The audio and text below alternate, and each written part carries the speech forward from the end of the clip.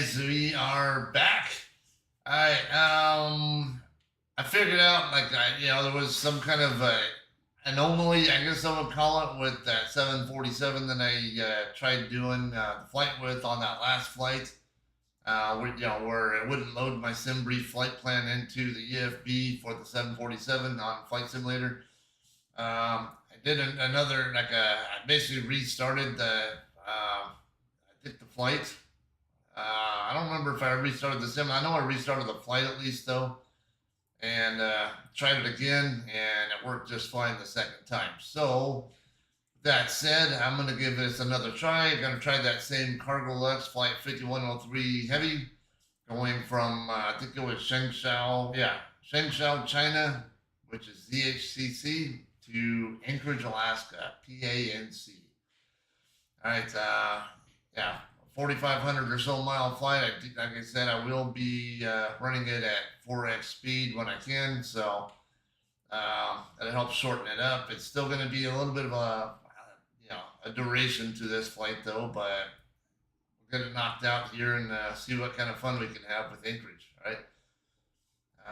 That said, I also looked into why I'm getting issues with the T.tab name thing showing up on say intentions on the EFB.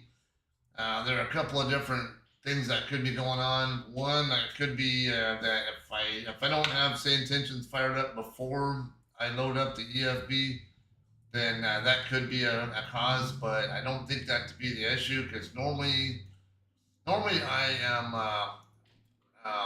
starting say intentions when at the same time I'm starting flight simulator. So I can't imagine that being an issue. But the say intentions website does have a process here. You can the next best or force reload, whatever, that we can use to figure it out. Let's see. Let me get the stream fired up first, because I need to make sure you're actually able to see what. Look like we're having issues again. I'm seeing black screen, so let me switch back over. Oh, I know what's going on. Yeah, it's some weird thing with OBS where I have to play with the setting in there to force it to go to the right spot. I don't know why, but I'll have to mess with OBS and see. All right, yeah. So see, webcam view is showing up now. Let me go ahead and switch back over to all right, screen share, window capture.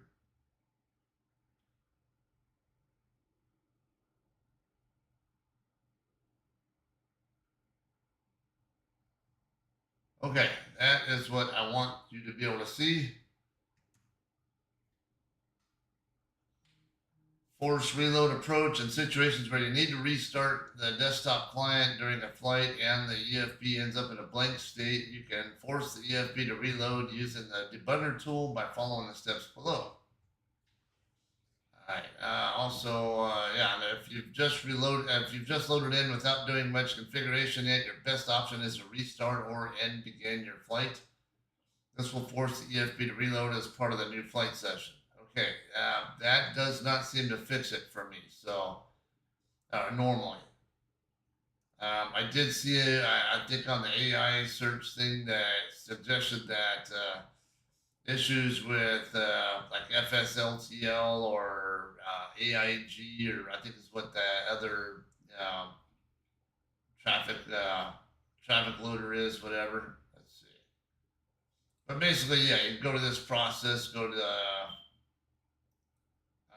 basically this is your home network, and then port 19,999 into the URL input field and press enter. Or all that, yeah, it's your local machine port 19999, whatever. Okay, yeah, and then it talks about finding this link here, the electronic flight bag link, and then go to it, and and this will load. And we go down here to the bottom, right down here, and then type location dot reload parenthesis, then hit enter. So reload the EFB, therefore it will load other EFB apps you may be using as well. EFB within Flight Sim should reboot, and the Say Intentions app should now look normal. All right, so that's kind of the gist of what to expect in there. Let's go ahead and get into Sim. Okay, now I actually did, I don't know why it's showing the default livery, because I had CargoLux. I actually got CargoLux installed, and we see that we're going to be using the CargoLux livery. Okay, I don't know why it's showing the Boeing livery there instead of the CargoLux livery. It's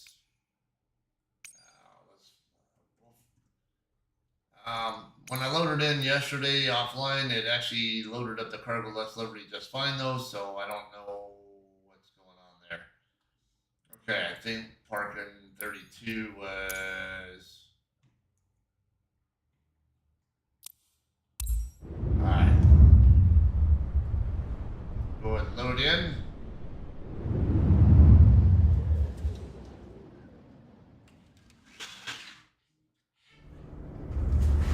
And let me get the goggles fired up. CargoLux 5103, contact ground on 121.6. I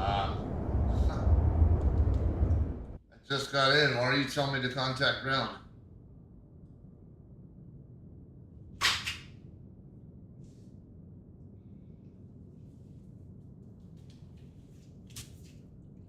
I don't normally do that. That's kind of surprising, I guess. Okay, I'm working on getting the goggles fired up right now, so give me a second. If I can't get the Say Intentions EFB to fire up again, yeah, I'll probably do some troubleshooting after this. I mean, at a later time, like after work tonight or tomorrow, who knows?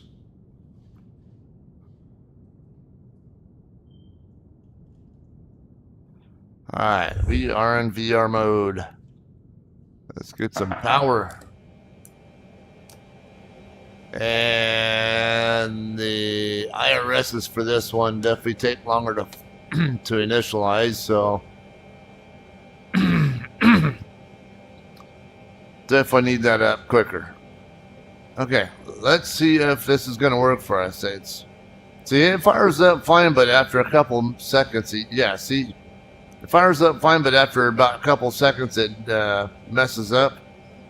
I will have to look into that, see if I can find out what's going on with it. Evidently, something's not right. I don't think it's. I'm not sure if it's traffic injection, though. It doesn't seem like it would be, but maybe I'm wrong.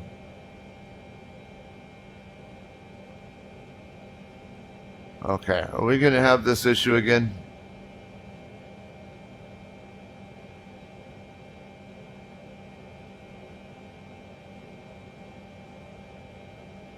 Yeah, we had this issue the other day, too.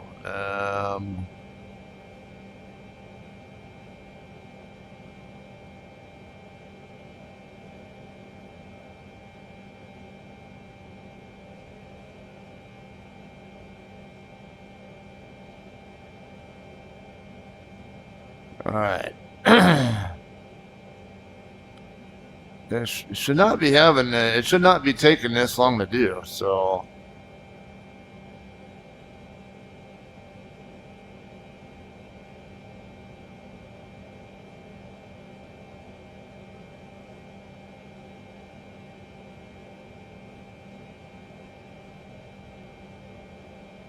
Okay, how about we try. Let's see if I can restart Flight Simulator. Let's see if that helps it at all.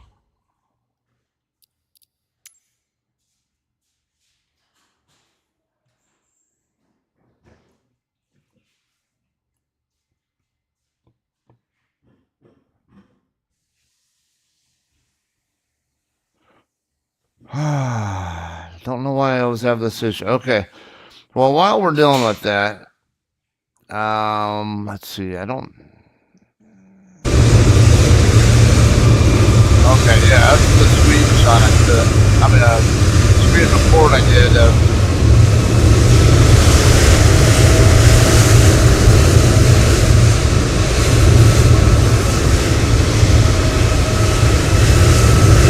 West China 6245, ready to taxi. West China 6245, runway 12 left taxi via Tango, Echo 2, Delta Delta 1. Runway 12 left taxi via Tango, Echo 2, Delta Delta 1, West China 6245.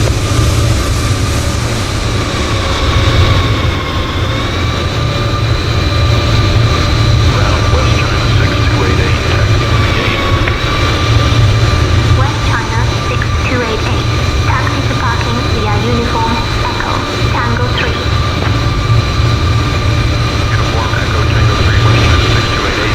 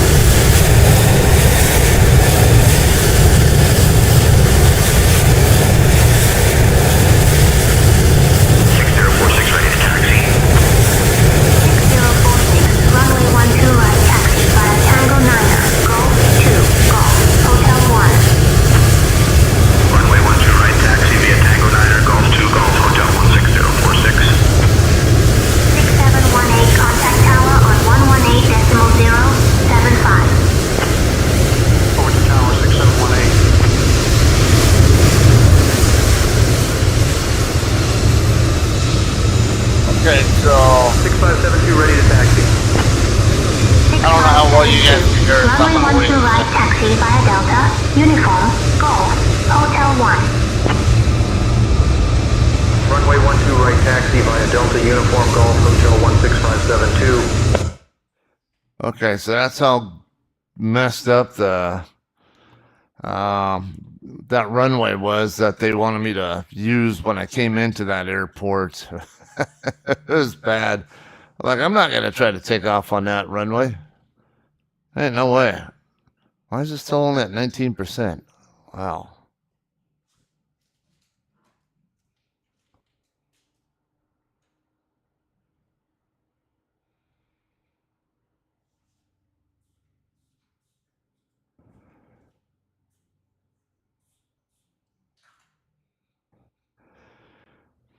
Okay. I'm really hoping we don't have more problems with this SimBrief EFB app not loading. It's it's really frustrating when stuff doesn't want to load.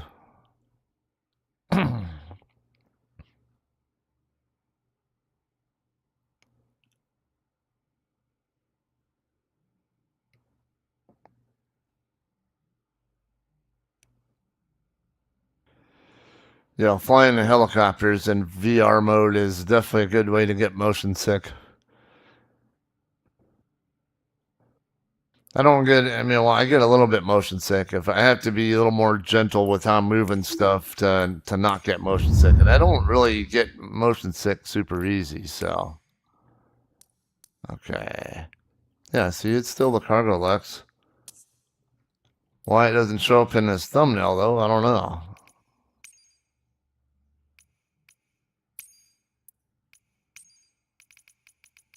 Okay, parking 32. Are we going to cooperate this time? Because I'd like to someday get this flight done and on a live stream and not when I'm offline.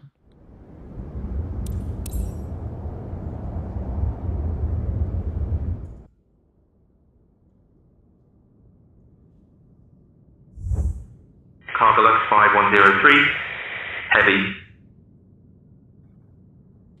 Oh, great. Now the VR goggles are acting up. Okay, I can see through the gap by my nose that it's responding to the goggles on the monitor, but it's not responding on my on the actual goggles themselves. So I believe pretty sure my virtual desktop client just took a dump on me. Bet you anything if I reboot the goggles, it's gonna say that virtual desktop can't, the server and the client can't connect to each other.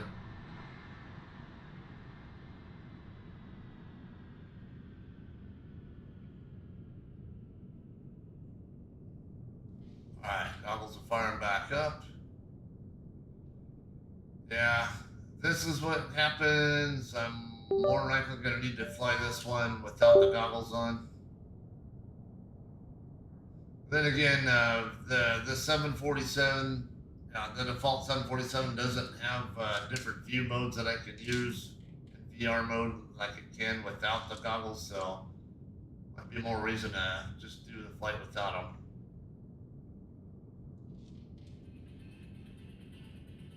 Oh, it actually hooked up.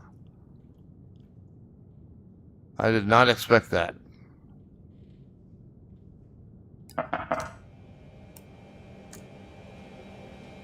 Alright, let's get these on.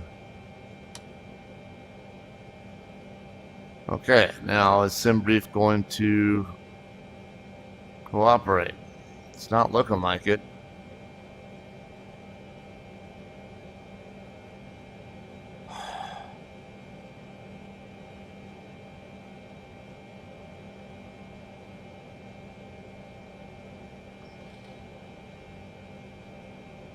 SimBrief EFB won't load.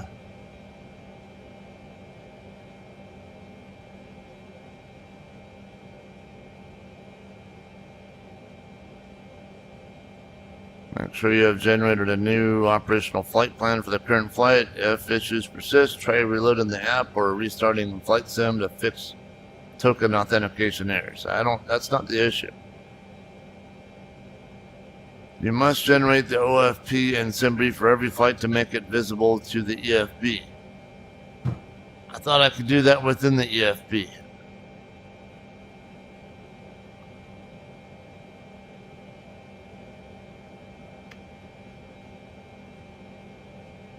Oh, come on.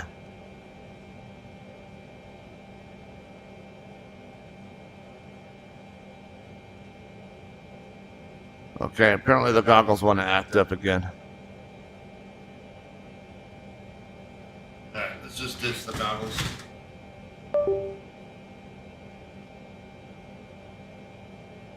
We can at least pre-file it on say intentions.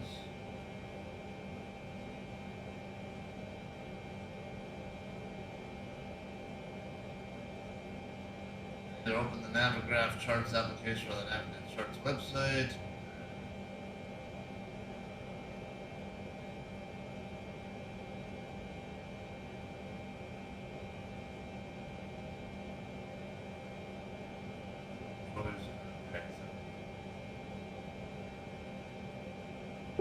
Okay, well, how do I get it to load in then? Oh, now it decides to work. Okay.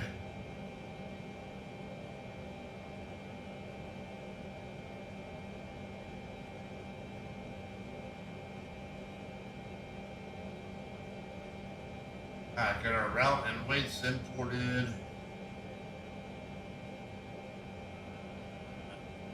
Alright, I think I might have forgot to switch over to the thread I see on there. Alright, let's I don't know why its CG is so far forward. That's technically too far forward. See the forward limit is 11, so basically what you can do for that is put a pet rock on board or reconfigure how stuff is loaded. So as you see here,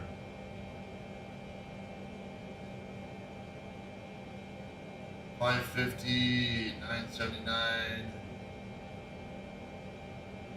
Okay, so if I were to move, just say 10,000 pounds from here.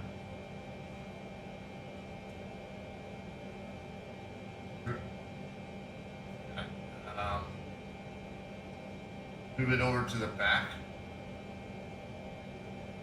Make it 47,400.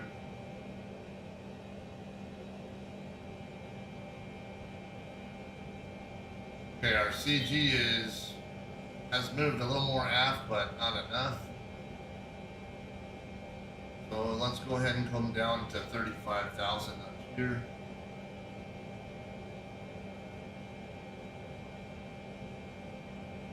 $57,400 here.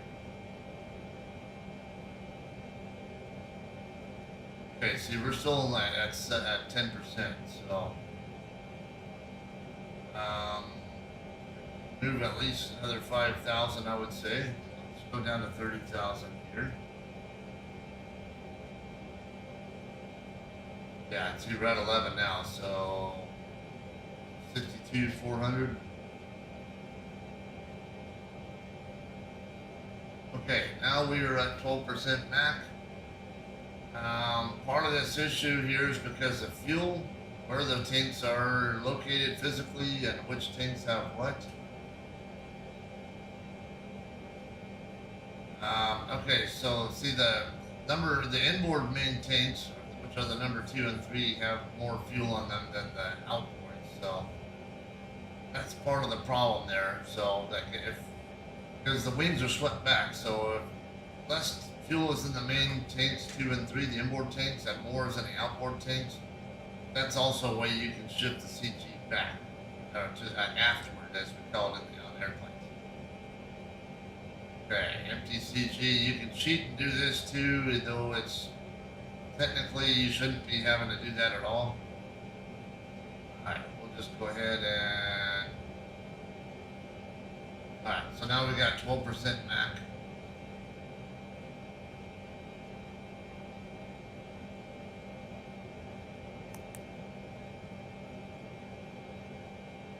Alright, now let's get loaded in. ZHCC.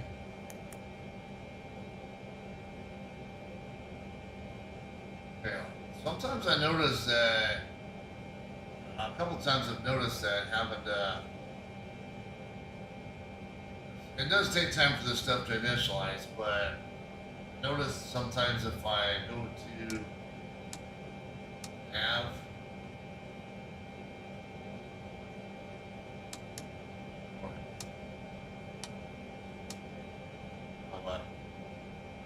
it says ATT. Well, that's attitude. If I go to nav and then come back to align,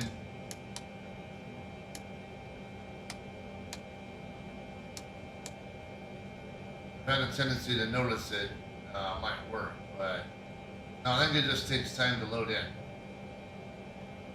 We've been doing that. It's yeah, because I noticed the outboard DU will come up online first, and then the inboard will afterward. But it usually doesn't do it until after I've already messed with those rheostats.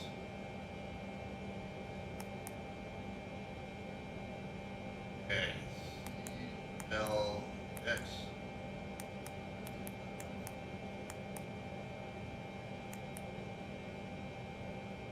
Okay, our origin and destination are in there like we expect.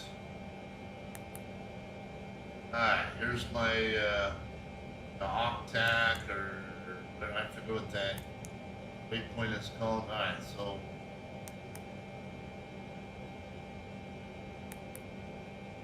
octops. Yeah, that's it. Okay. Our waypoints are all in there. Definitely better than it was yesterday. Okay, now let's get our FB 629.1 is our weight. 0 fuel weight.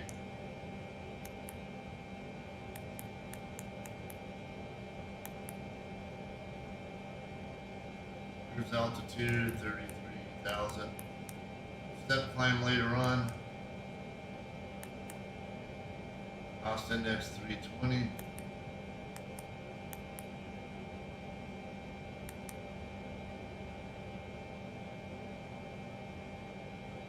Okay, thrust limiter, we were using the normal setting yesterday. Let's go ahead and try it again and see if it stayed the same. The weather is probably a little bit different. Alright, so we're going to probably take off from 12 right.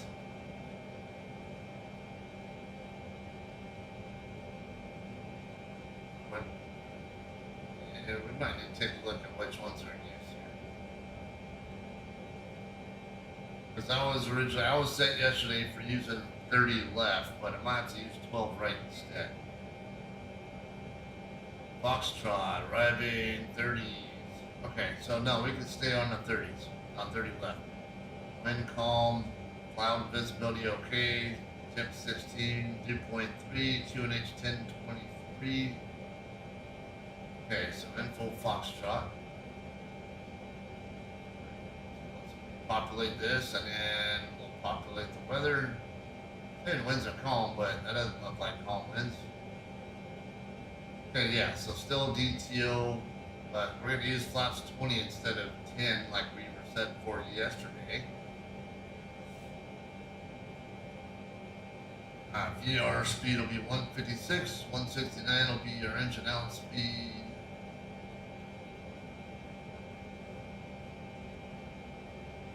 Headwind component -3. Yeah, that could be why.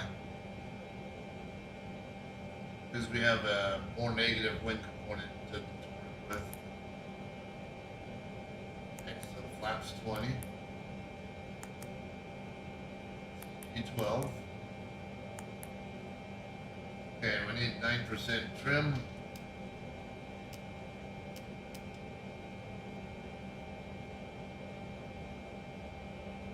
Okay, I just went ahead and hit the comma key to calibrate altimeter a little more quickly. It's should be at 10 and 12. Switch over to QNH. Yeah, it's at 1022 right now, but it might give me 1023. I'm not going to concern myself too much with that though. Okay, we're going to be a pretty good distance down the runway by the time we get off the ground.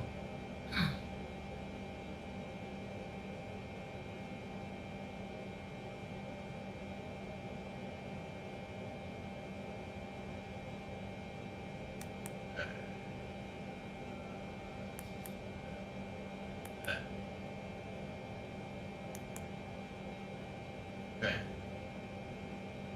Looks alright. Okay.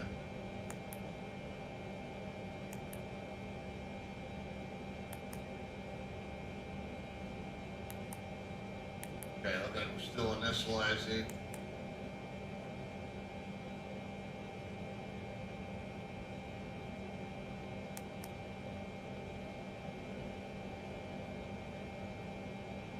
Okay, so this is still not up online yet. I'll bet you. Oh, no, it didn't turn the battery on either. So sometimes I notice that's what's necessary. Bus ties depend on the aircraft. I have also noticed are a contributor to the issue.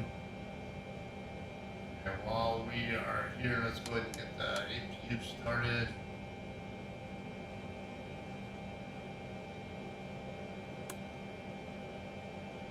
And our aircraft exterior lights all on.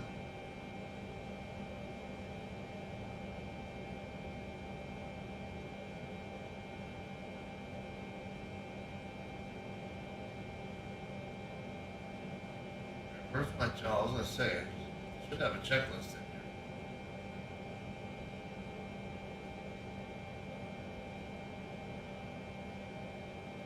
Okay, I already did all this exterior stuff. Just say we did at least. Simulator.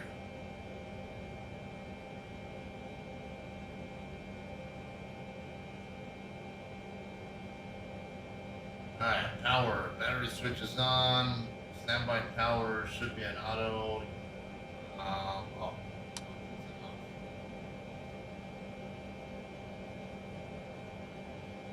Hydraulic demand pumps are off. Yeah, these ones are. Oh wait, no, we're not. That's on the hydraulic side. These are the demand pumps right here. Okay, those are off. Wipers are off. Landing gear is down. Lever is down and indicating down. External power's on if available.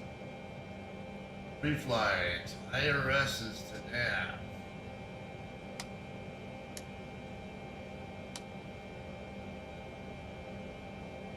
Set IRS position.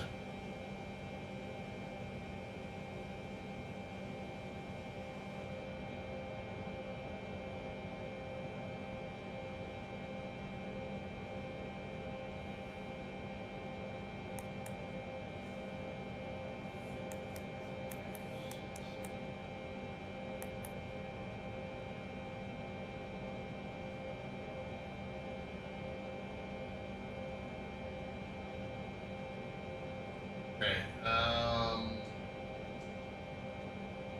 probably manually load it right there, but usually it'll initialize on its own.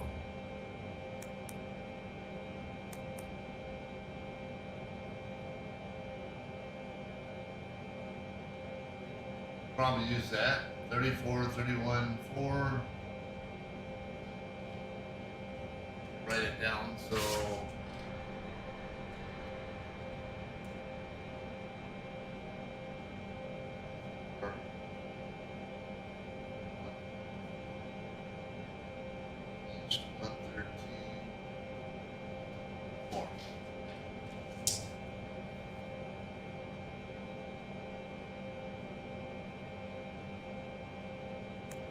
Back to the previous page. Or it's right there too. So I don't know how to put the green part in there.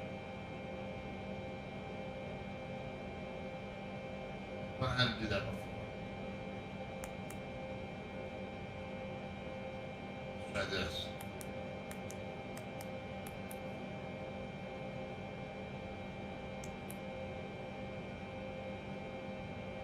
Is 1, 3.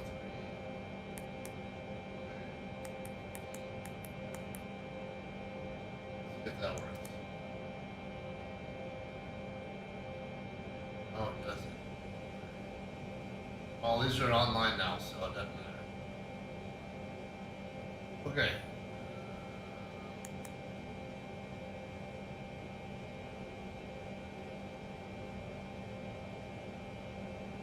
Bus tie switches to auto. That view. Okay, they're in auto. Generator control on. Our switches, those are all on. APU is started. APU generator switches. Not really concerned about using the APU generators yet. Once we're ready for pushback, I will switch over to that. Hydraulic demand pumps are off, engine hydraulic pumps on.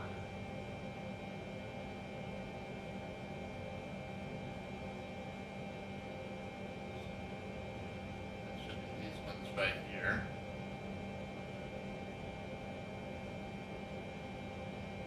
Yeah. Emergency lights.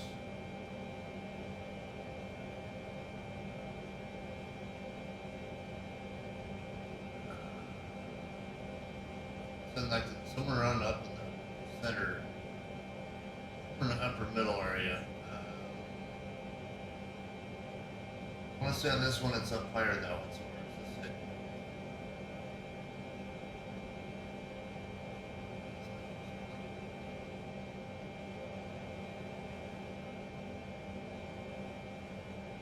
Okay, how about?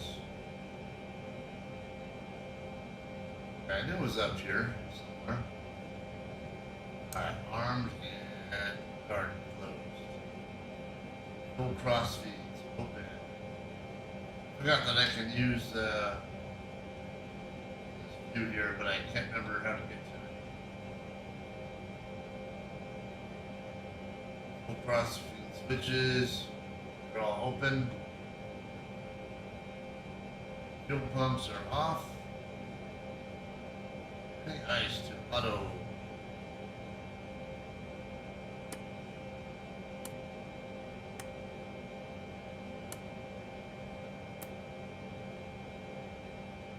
No heat switches to on.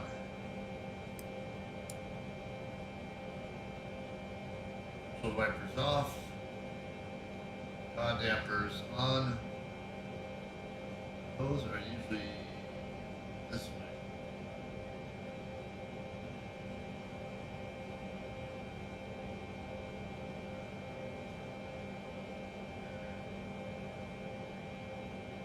It's on the 747, I'm forgetting, oh, right there.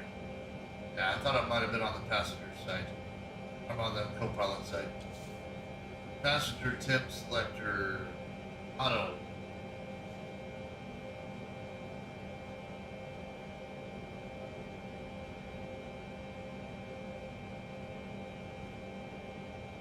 Okay, we don't have a passenger area on this one anyway, but I guess in the, like, hold them all at the auto's like right in the middle, so I'm assuming 50% would be auto. Like that temp, cargo temp.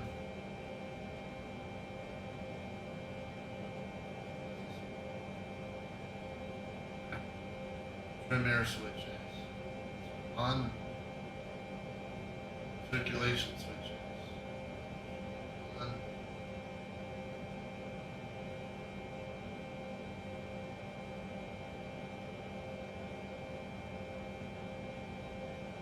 Other circulation switches.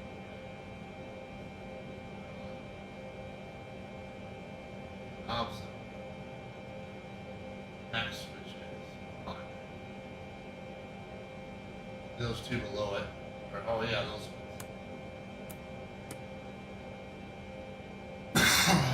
Isolation valve switches on. They are open. APU bleed air switch to on. Engine bleeds to on. Nav lights we've already turned on.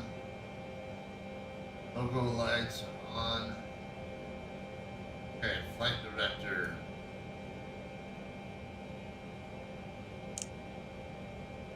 On, auto throttle armed. Bank limit switch to auto.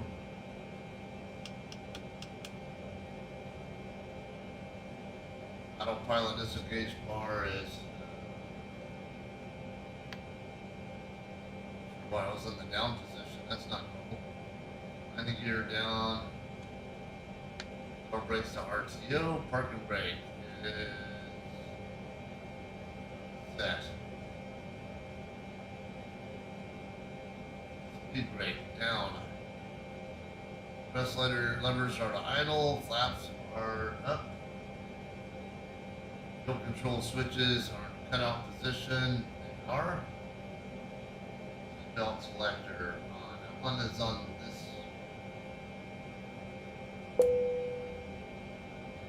Put it in auto.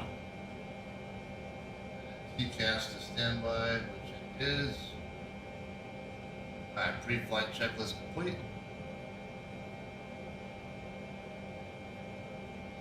Alrighty.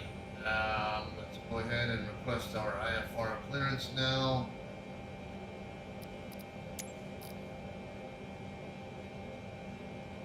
At 121.8 is our frequency.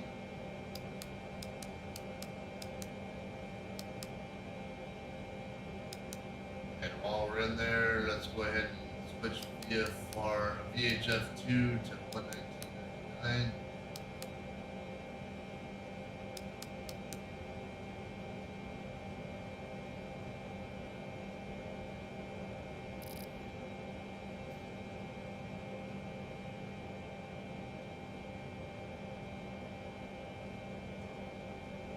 Guess I should have moved the microphone closer so you guys can hear me better. Clearance, CargoLux 5103 Heavy. Request IFR to Anchorage as filed. I'll have your clearance in just a second. Probably going to clear me to 4,000 feet like you did yesterday.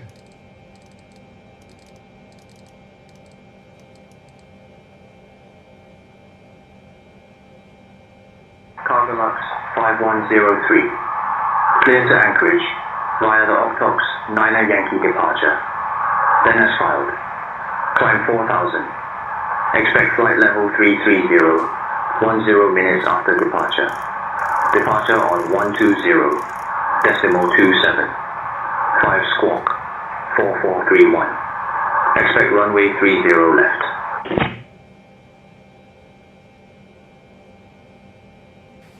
Alright, clear via Octox 9 Yankee, then as filed, climb 4,000. Expect flight level 330 after 10, depart on 120.275.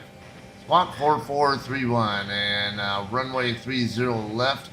I cannot do, no, never mind. Yeah, 30 left should be fine. CargoLux 5103 Heavy.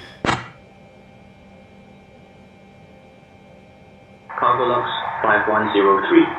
Read back correct. Contact ground on 121.6 when ready. 121.6, 5103 Heavy. Okay, so you notice I have my initial my initial speed set to 205 and not to 250 or something, and that's because the takeoff procedure, the departure procedure that I will be using has a limit of 205, I believe, when making that initial turn, and then I'll be limited to 230 until I get to that second waypoint, which is CC 503. And after I get past CC 503, then I can should be able to accelerate from there. Okay, so, and as you see here, well, actually 230 is what it's shown as the limit, all the way up to CC 503 on here.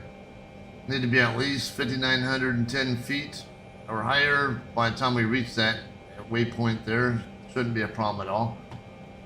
Okay, that's said. Let's go ahead and 121.6. Why didn't it automatically switch me? Weird.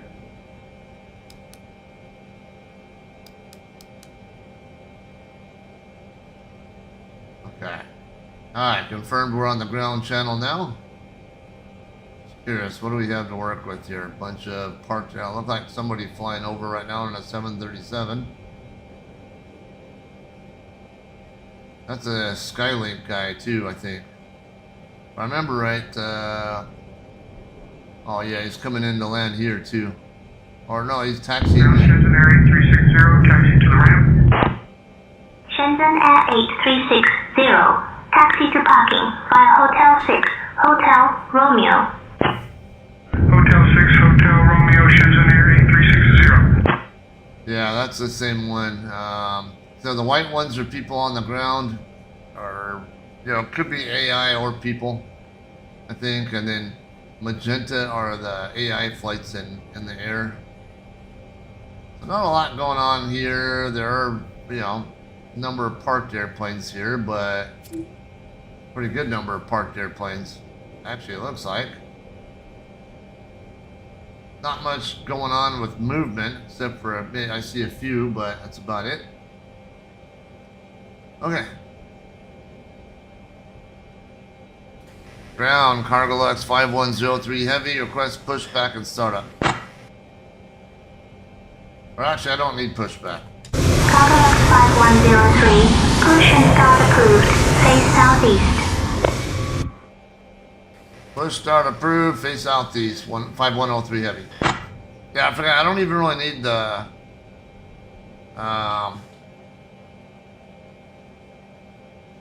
because I'm backed into a spot anyway, so I don't really need to use the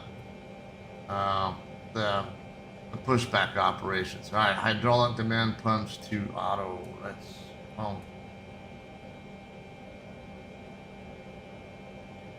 Alright, put all these in auto. Come on. Alright, fuel pumps. Get them all on. Now we don't have anything in the center tank, so I don't need to turn these center tanks on, tank pumps on. I don't recall if there was anything in the, well,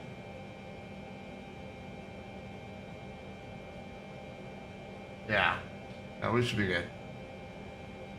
Alright, beacon is in both already, and then we'll set our TCAS to transponder. Starting engines. Alright, pack switch is off.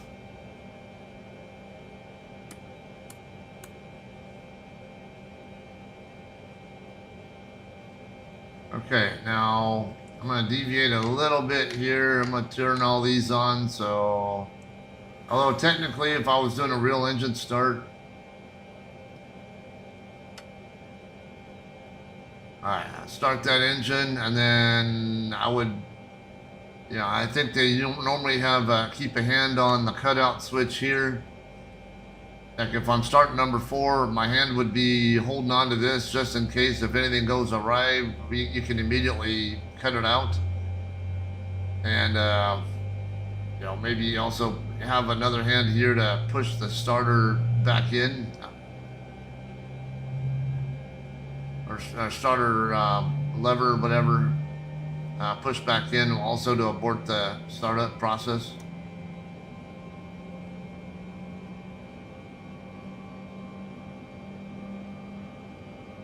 Now again, I'm not a rated pilot. However, I was an aircraft mechanic and have been on a number of, we would always do maintenance runs, so I have a pretty good idea of on that, at least that part of the process just from that.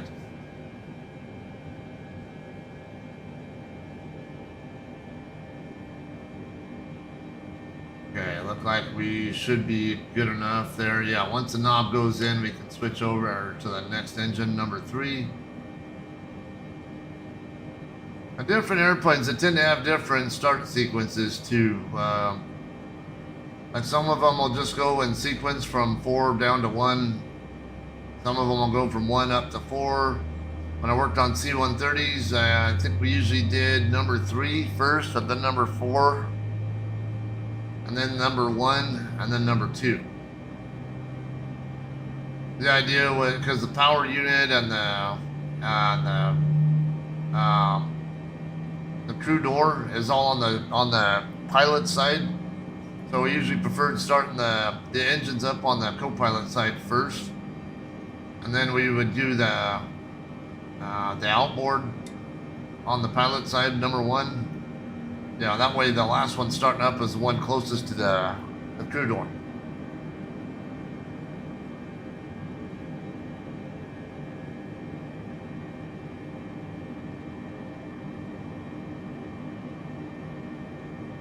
Okay, that one's up online. Aye!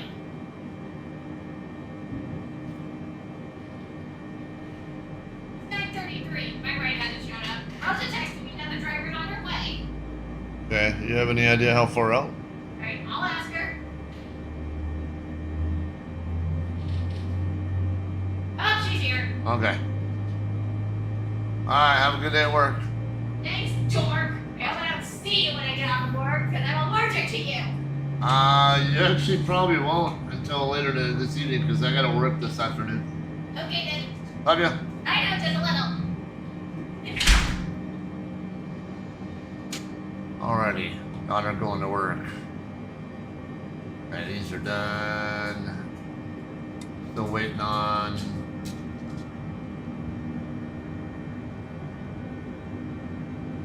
Like a really.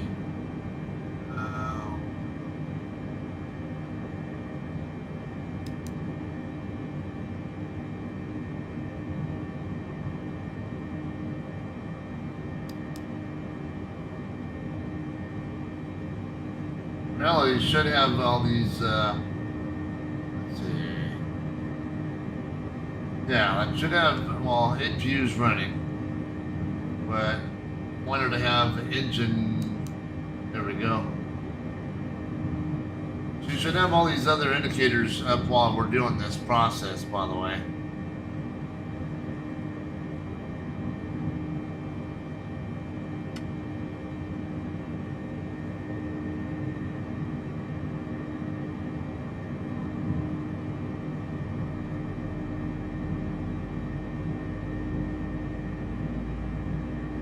Got rotation. No, don't have ignition yet. UGT is still, don't have fuel flow either. Alright, now we got ignition, fuel flow.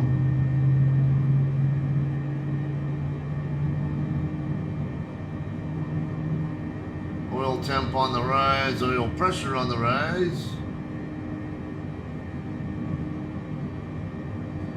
Okay, yeah, I was gonna say, I thought usually vibration sensor usually do want to be around 2.0. As I see, as I recalled, that was kind of the same as what, like C141s and stuff, if I remember right. Oh, I don't think we had a I don't remember us having a vibration sensor, vibration indicator on C141s. It was what was that? Engine pressure ratio or something. Basically, it measured the difference in pressure between the bypass duct and the core. Okay, we are up online here. Okay, so APU, set it to off. Back switches to on. Flaps, we will set those for takeoff. We want 20.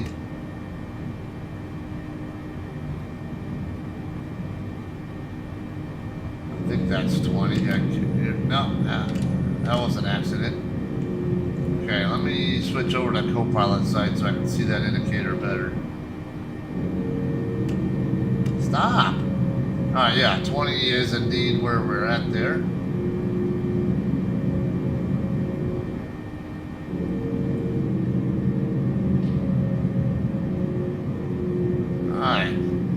Taxi lights, let's get permission to taxi first.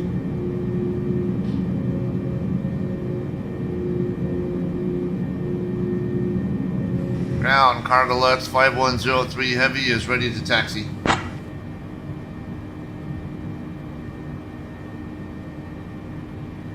CargoLux 5103, runway 30 left taxi via Tango 8, Hotel 6, Golf, Hotel 11.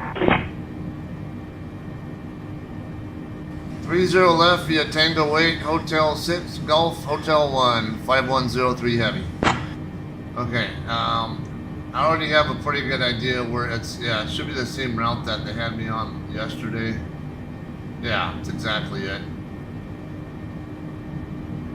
This is an incomplete airfield though, so it doesn't look right. No, I don't need landing lights, I need those lights. And taxi lights, okay. Okay, I already tried moving the equipment out of the way yesterday and it didn't work, so. They said they were moving, but never actually did, so I'm just gonna do what I'm gonna do.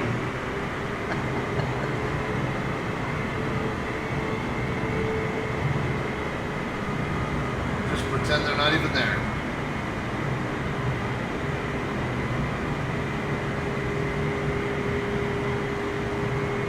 That's supposed to be a normal part of the process anyway. When I was a mechanic, we were launching airplanes, we would,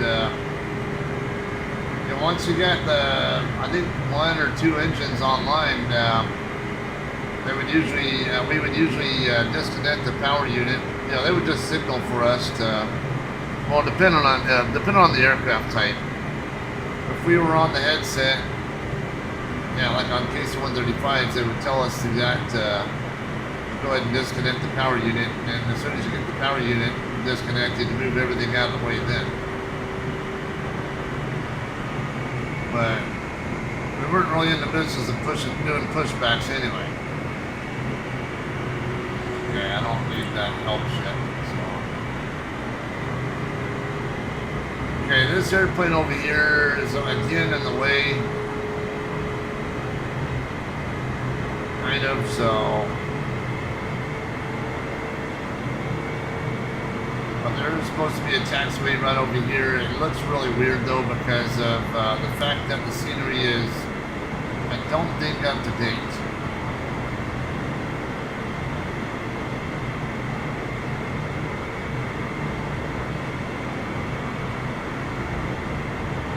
So it's all dirt right here, whatever.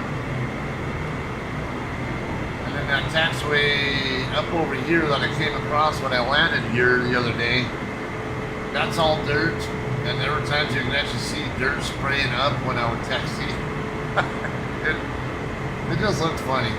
Then you got this, it actually kind of looks like there's like a building there or something, but it's actually asphalt, part of the taxiway.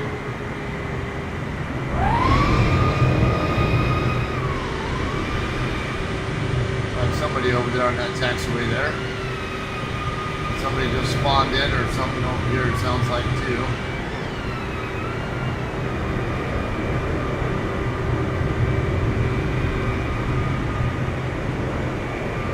So I'd have to look into it, but I suspect this, it'll switch me over to tower here in a second. As soon as I get past this intersection here, they're going to switch me to tower.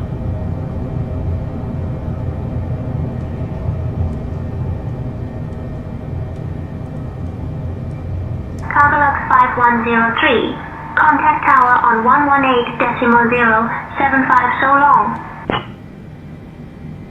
118075, 5103 heavy.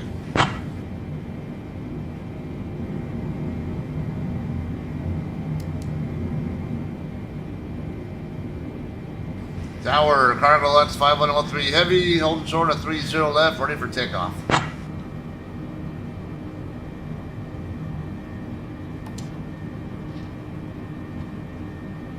CargoLux 5103.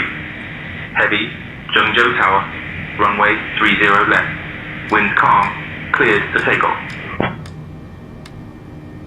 Cleared to takeoff, 5103 heavy.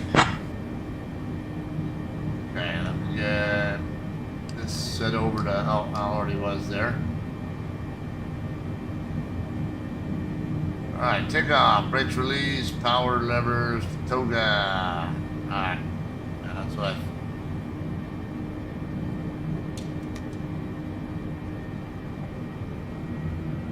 China, Southern 663, 6 contact ground on 121.6. Switching to ground, China Southern 6636. Okay, I gotta watch for other Approaching traffic. runway 30 left.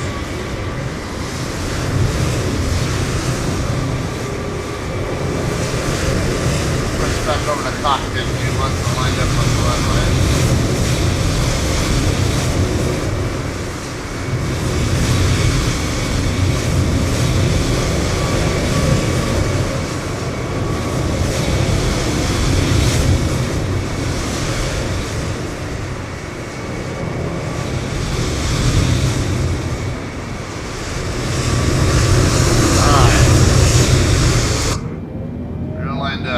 We are a few degrees off on our position, our orientation now. I want to be 296. Well, 297 looks like it should be in the right neighborhood. Okay, we're going to have to make a turn to 281 as soon as we're about 500 feet off the ground.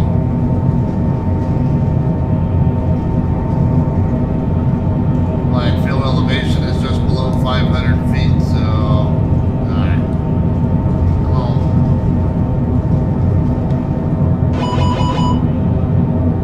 Approaching runway 30 Climb left. established. Landing gear. Landing gear. 348, wind calm, runway 30, cleared to land. Where we going? Landing gear. Land 30, West China 6348. Landing gear. Landing gear. Landing gear. Land. I don't think that. switch to departure, 5103 heavy. Okay, all now it's engaged, so it's going to intercept on its own now.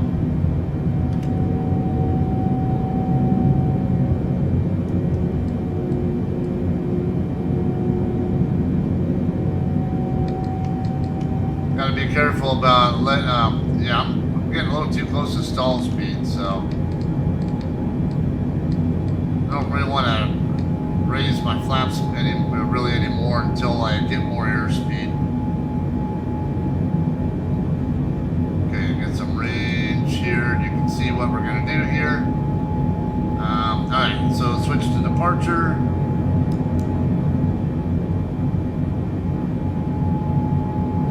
Departure, CargoLux 5103 heavy with you, 3000, climbing 4000.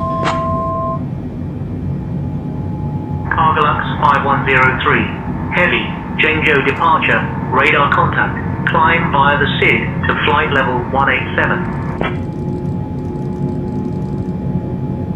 Climb flight level 187. 5103 heavy. Okay, so the reason why he said 187 is because that Octox waypoint, that's actually the highest I'm allowed to fly it when I cross that, so.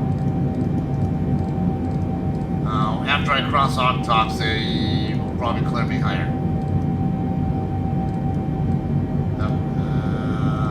Okay. Alright, let's give you some visual fun there. Still early morning hours there, I think, right now. If I remember right, this place is like 16 or so hours ahead of me, so it should be like 1:45 in the morning.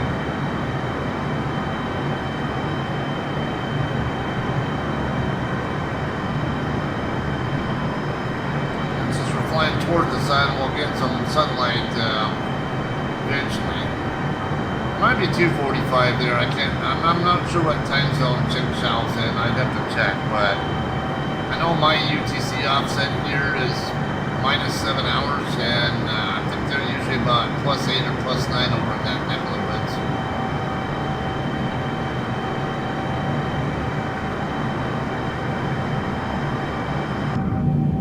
Okay, yeah, I don't want to go any more with the flaps until I can accelerate, and I can't accelerate until we cross this next waypoint, which is only a couple miles out now.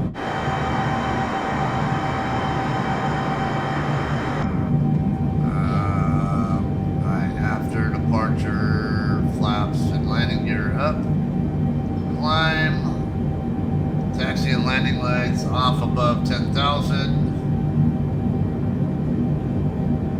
We are not there yet, so we will wait.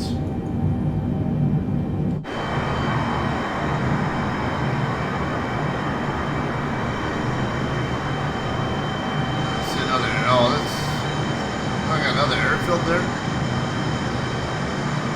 Yeah, there's a VOR station over there, probably an airfield.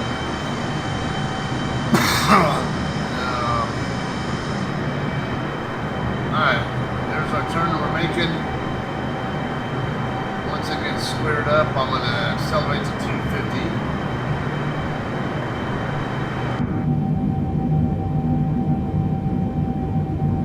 It's saying 340 there, if I'm not mistaken, but I can't fly that fast at this altitude, so we will accelerate to. I thought, why was that at 220? I could have sworn I said it said at 230 before.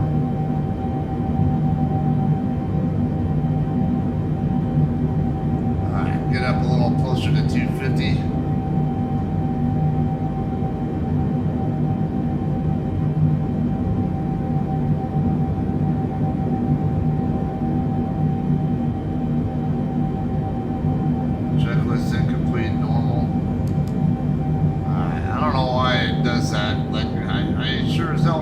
Checklist. I don't know why you're saying that.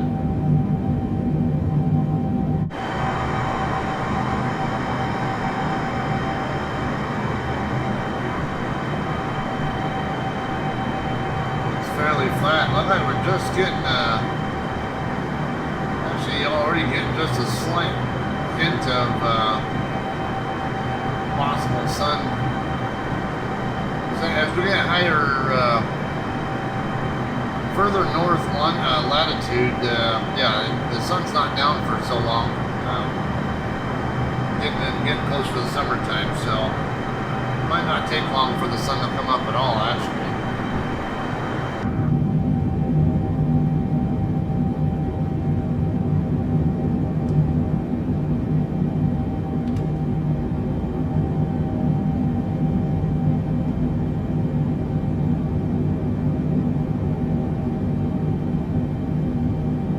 Oh, I have FLCH on.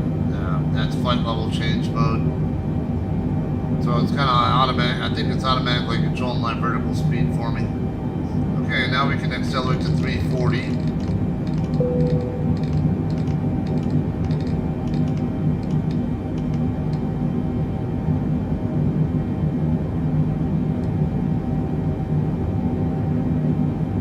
Okay, octops is where we can't be above 187 by the time we reach it.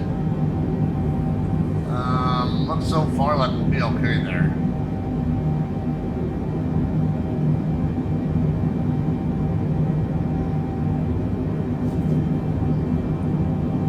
At this airspeed, we're going to cover at least a good 7 miles per minute. So it's only, yeah, you see 1655, almost 1656 Zulu is when we'll cross it. Current.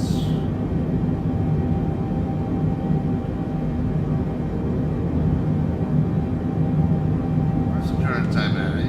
I thought it was, I'm used to the 737 where I can find it right over here on the left. Okay, I might have to use the FMC to do it.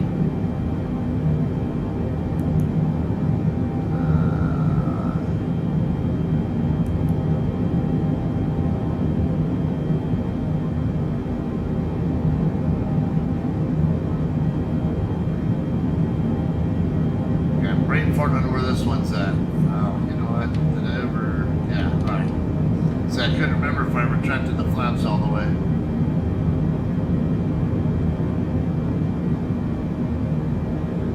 Okay, let's switch.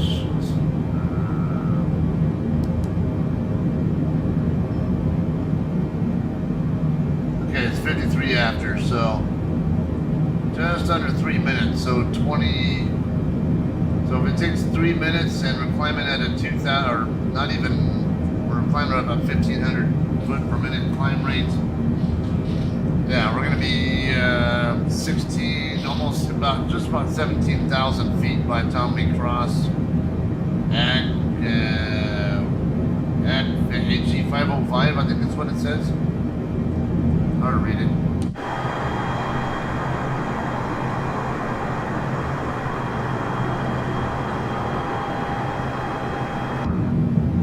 That's a little bit more modest climb rate than what I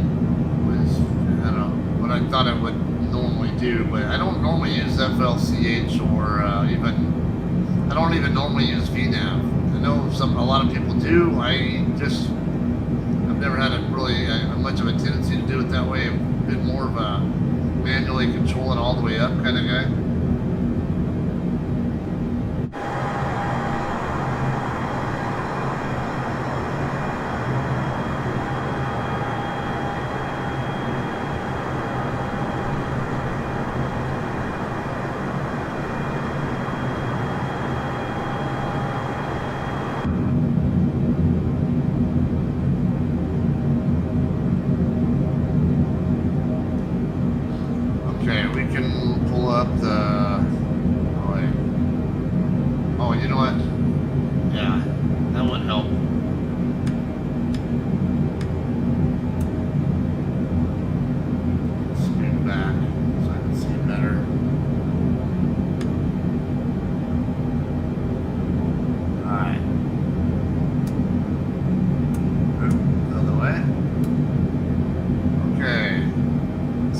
Lights already have an auto for recall. Alright, we are done there.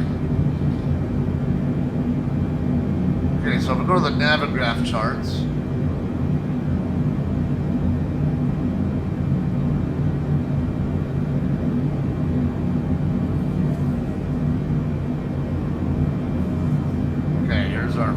plan.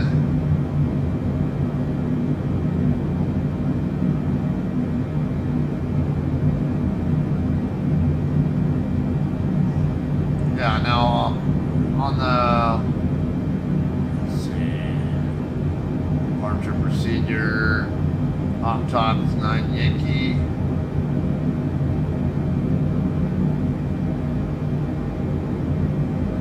CargoLux 5103. Contact Zhengzhou Control on 132.2.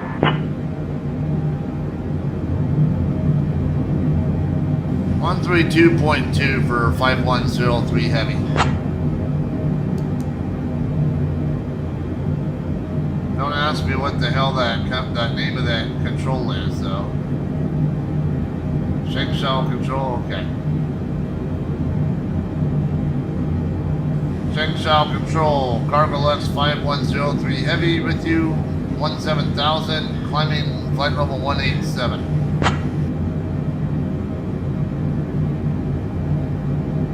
CargoLux 5103, Zhengzhou Control, identified. 1 alert.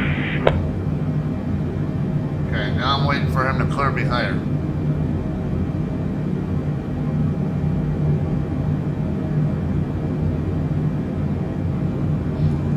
Okay, let's get this back up. Okay, yeah, basically we're departing the SID after we cross Octox, which I think we've already done. CargoLux 5103, climb flight level 330. Climb flight level 330, CargoLux 5103 heavy.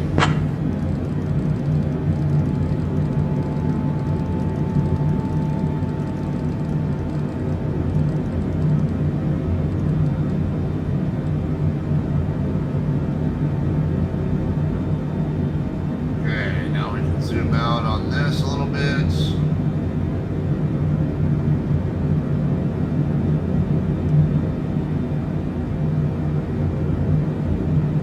We don't need this departure procedure anymore. We are past it, so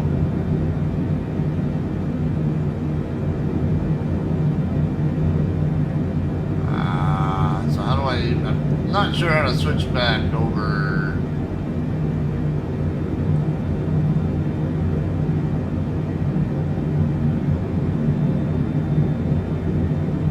Scratch pad.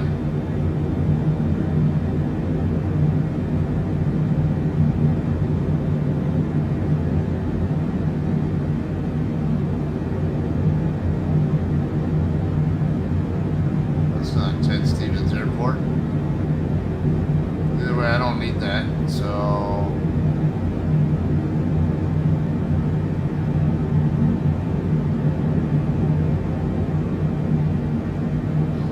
okay. I don't use this much, so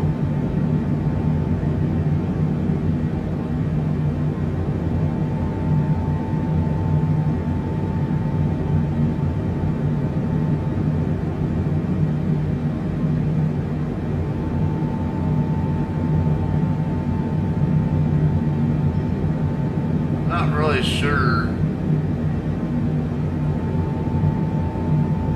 I'm not normally used to using this map. I'm used to using the built-in map. So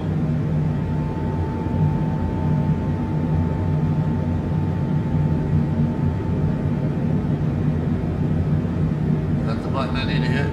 No, that's not it.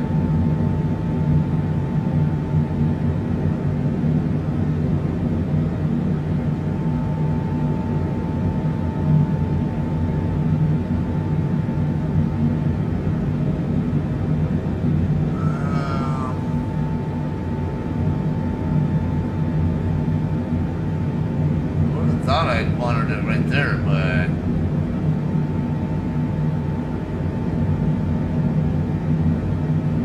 okay, we're up above 18,000.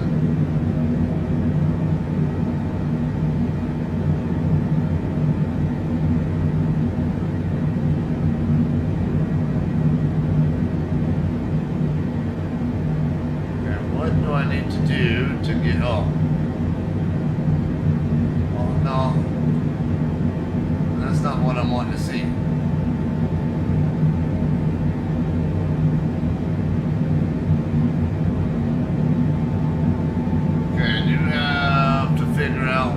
waypoint. I'm going to be step climbing that.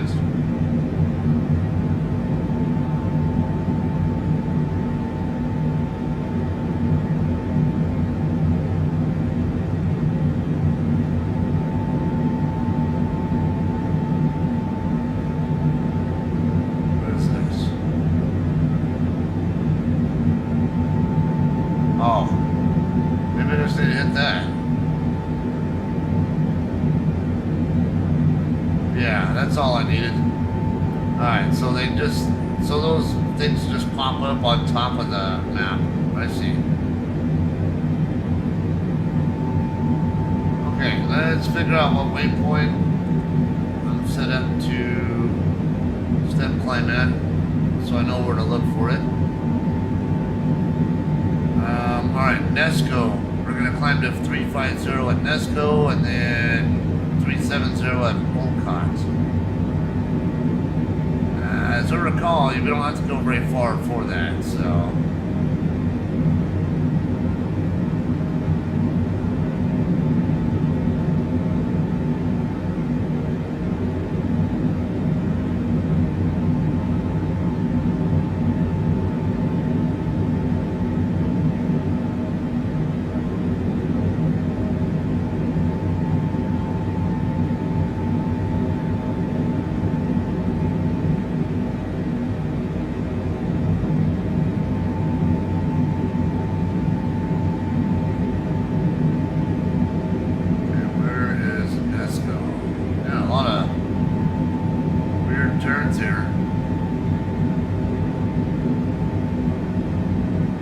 Nesco's way over here. Oh, that's right, over by Japan. Okay, so we got a way to go before we get there.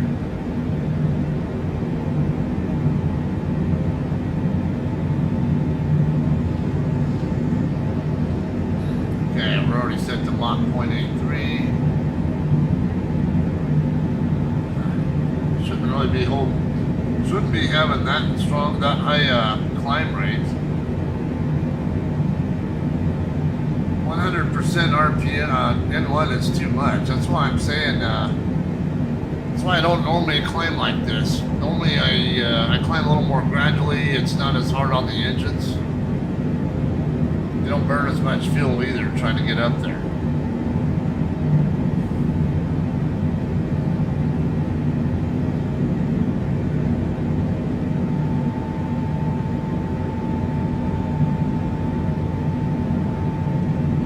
But we will get up to flight level 330 a little more quickly, and so that is one way to save on fuel.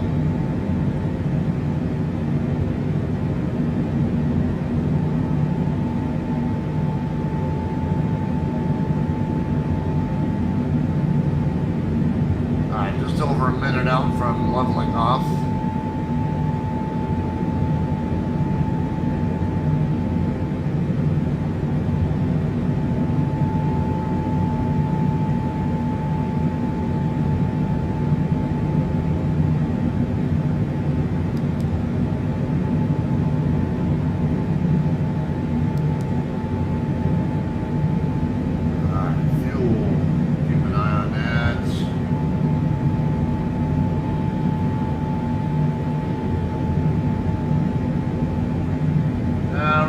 Shouldn't have any issues there. We shouldn't have to do anything because we don't have anything in the reserve or center tank, so.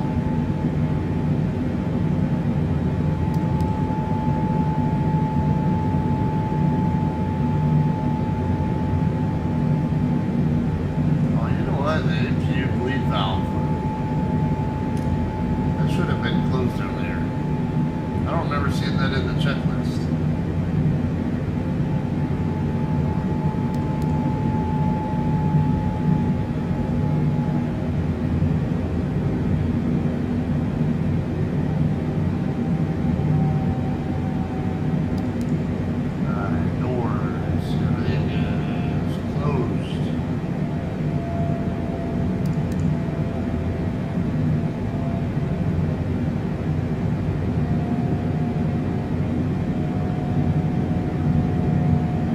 Temperatures and stuff in there.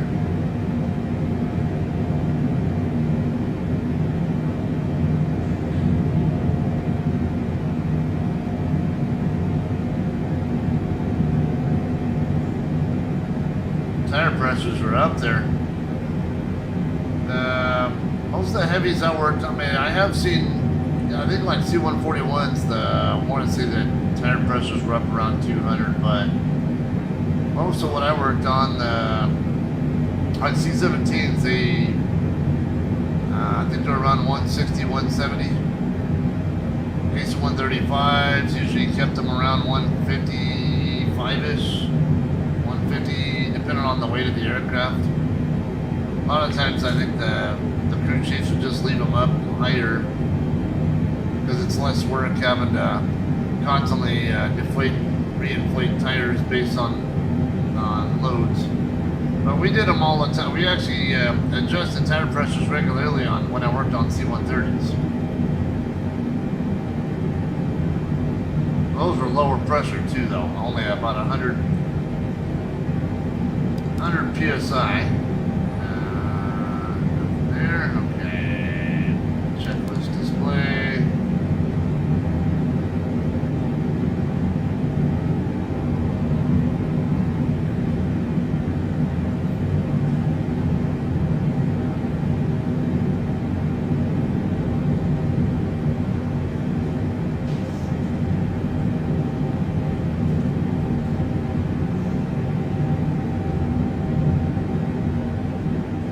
So we are leveled off, so I'm going to go ahead and run it at 4x speed now.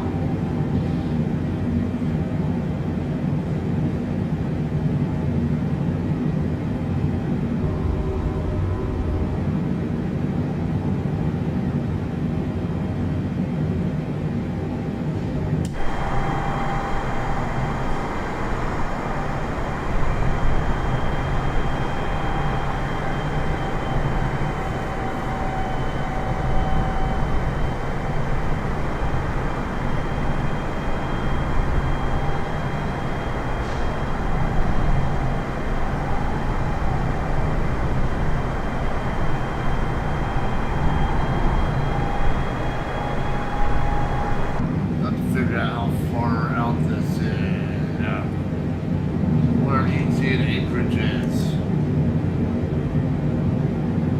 Okay, it looks like I don't have a procedure set up in there for Anchorage yet. Let's figure that out.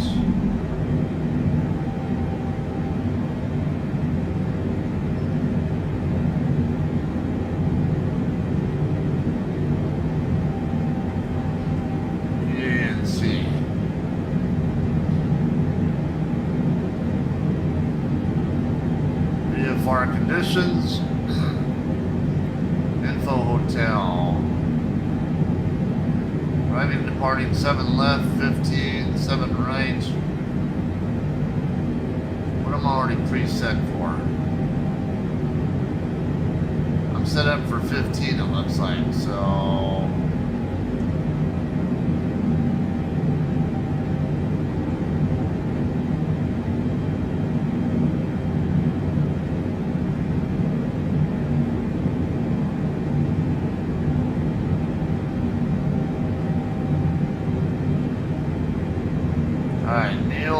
CargoLux 5103, contact Genome Control on 128.35.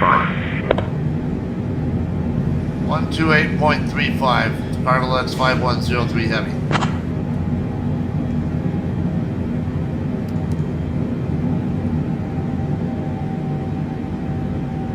What's the name of it?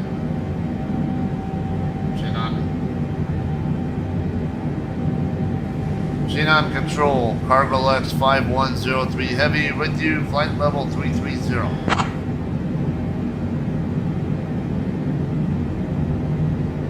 CargoLux 5103, climb flight level 330. 07 Hammond.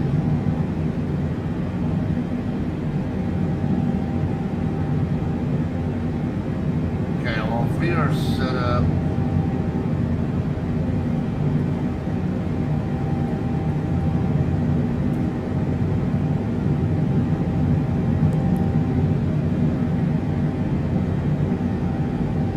Did he say climb to 330? But already am at 330.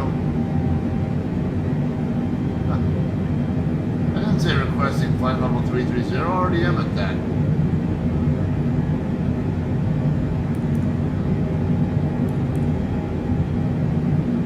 Okay, let's do maybe ILS 15. What else is in there? Just curious. RNAV 15. We can do RNAV 15. We got good visibility there.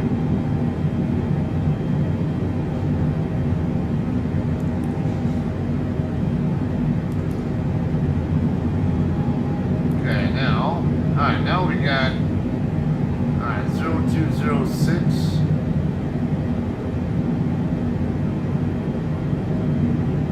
So ETA 0206 and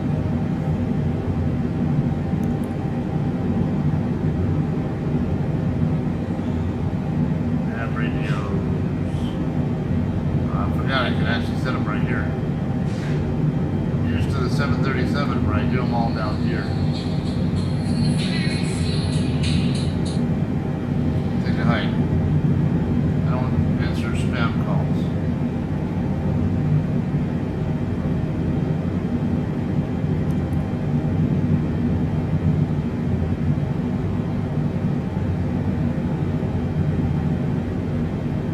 Okay. Is this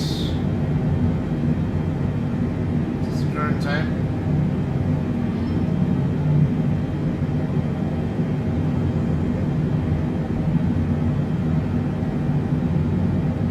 Doesn't seem like it. No, that's all that, unless that's our ETA.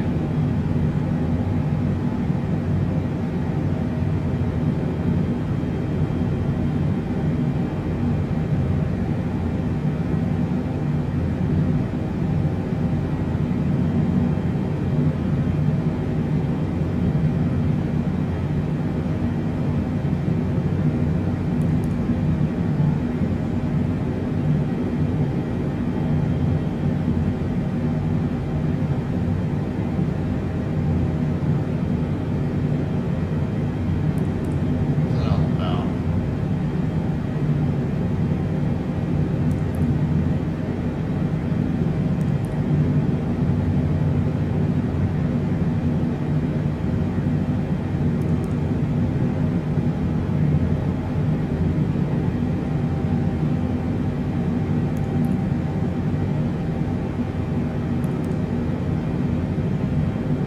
Okay, so current time is 17:23. See what it looks like? And let's say they're alright, 17.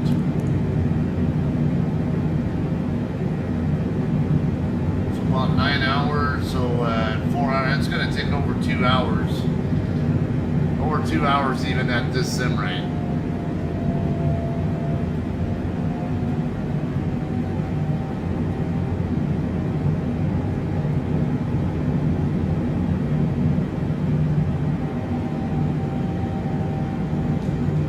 But at least we'll get back in the direction of the U.S. It's getting a little old, spending a lot of time flying from random Chinese airport to random Chinese airport. Actually, it's good for learning Chinese geography.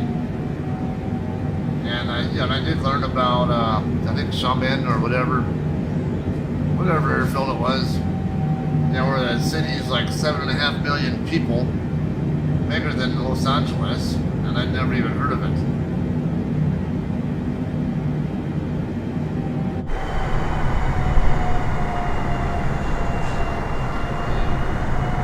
Chili.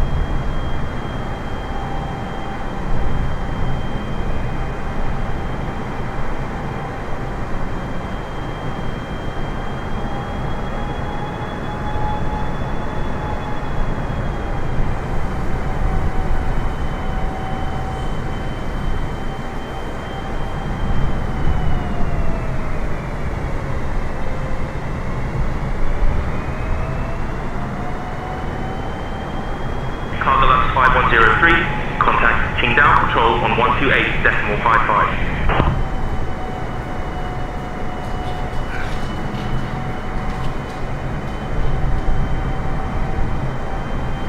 12855, CargoLux 5103 Heavy.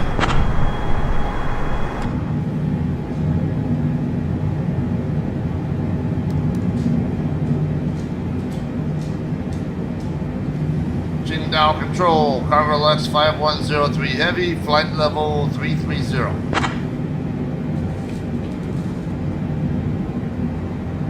CargoLux 5103, descend flight level 330. Why do you keep telling me to climb or descend? Stupid.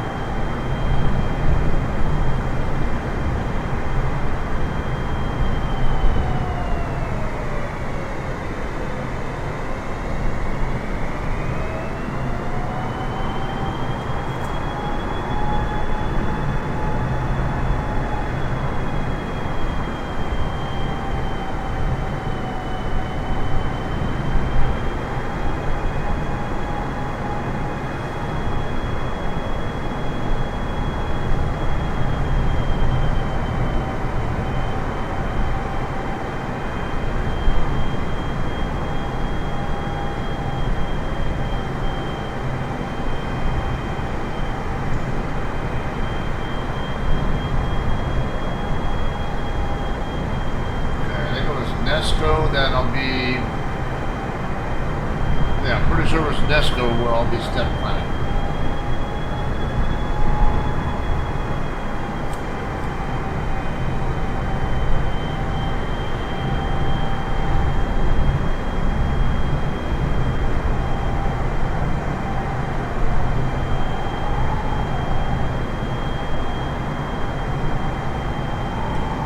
Ah, okay, so what I saw earlier, it looked like it was just maybe the moonlight reflected on the water.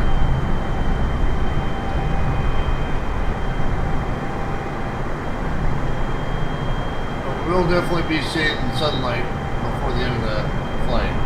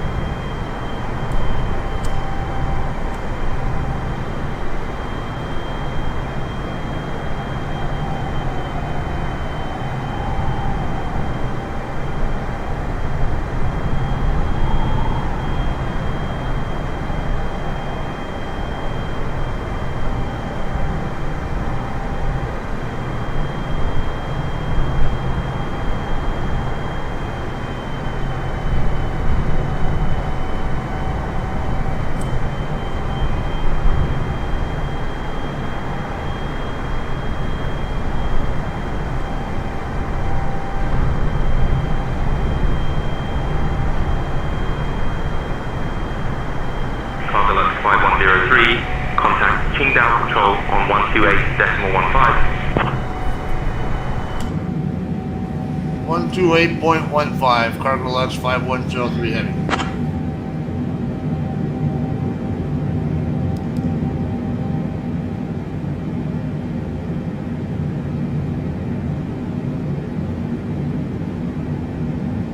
Qingdao Control, CargoLux 5103 heavy with you, flight level 330.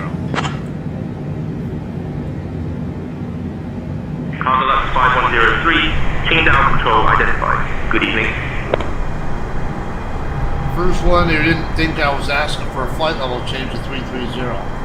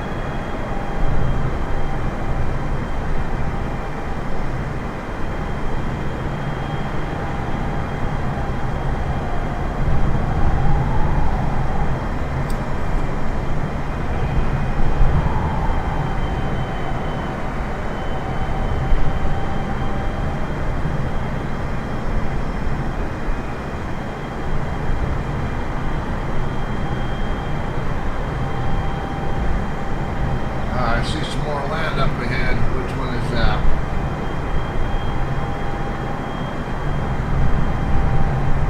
Is that Korea? Yeah, I think that's Korea.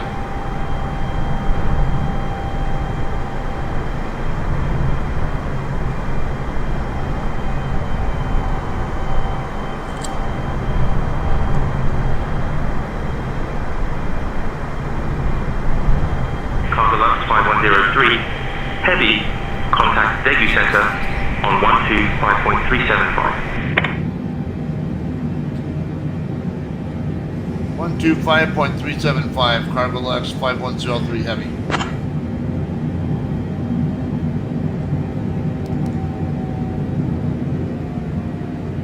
Didn't quite catch the name of the center that he said to contact. Daegu Center? Okay. Daegu Center, CargoLux 5103 heavy with you, flight level 330. CargoLux 5103, heavy Daegu identified. Good morning.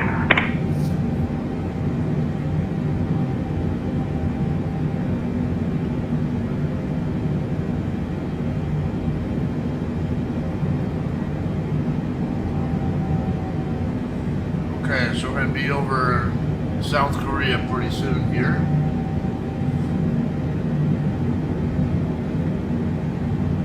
Then we'll go feet wet, and then we'll be in Japan.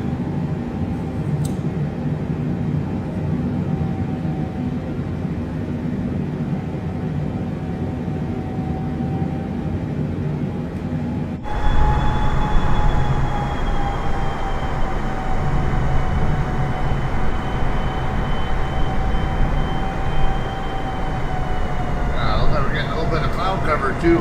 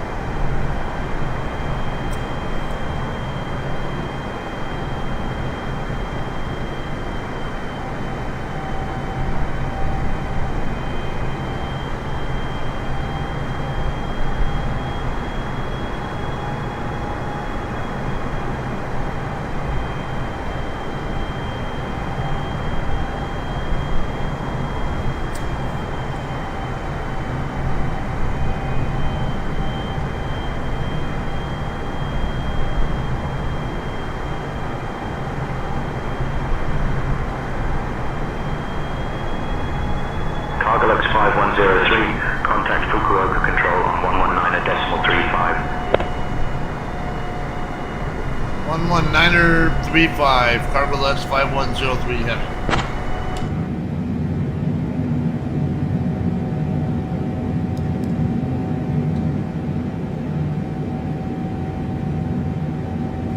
Fukuoka Control, CargoLux 5103 heavy, flight level 330.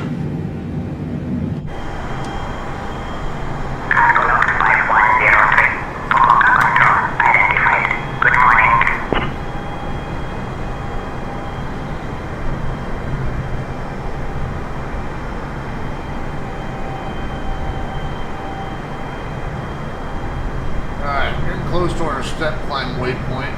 Nesco is where we're going to be step climbing at.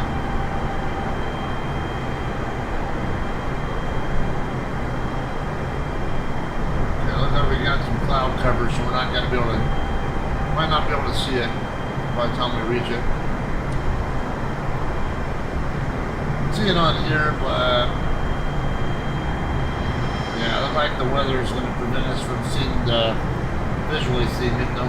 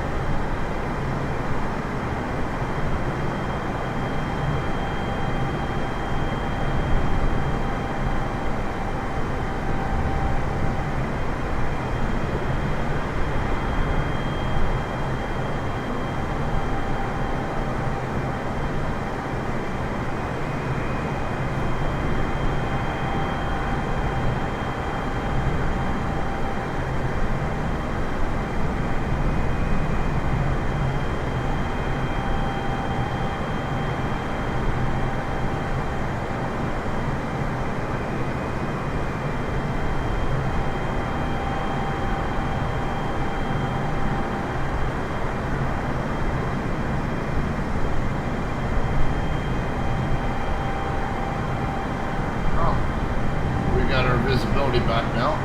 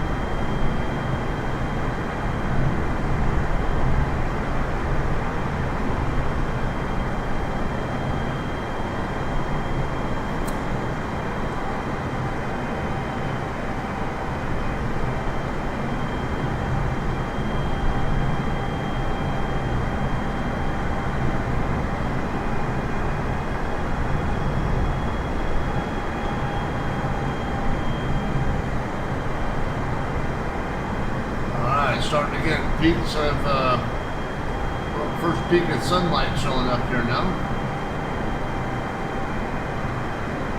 Sun not over the horizon yet, but we can definitely see working its way.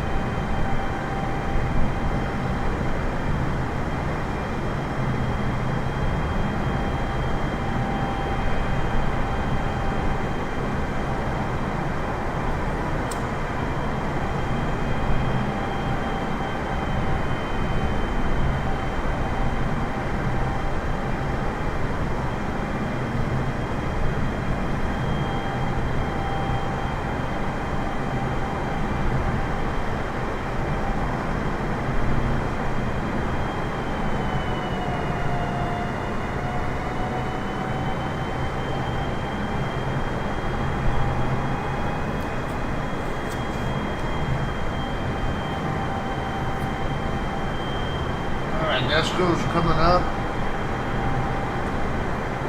As soon as we make landfall here, we'll be requesting a step climb to flight level 350.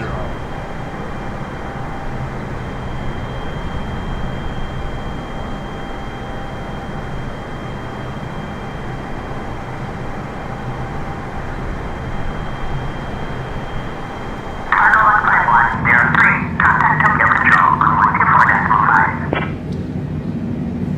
124.5. 124.5, CargoLux 5103 Heavy.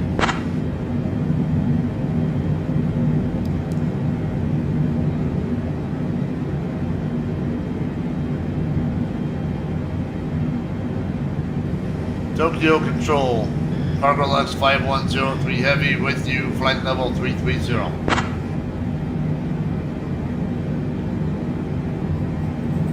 CargoLux 5103, Tokyo Control identified.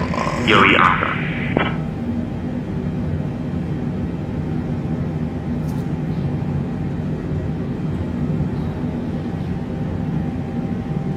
Okay, we're only 15 miles away.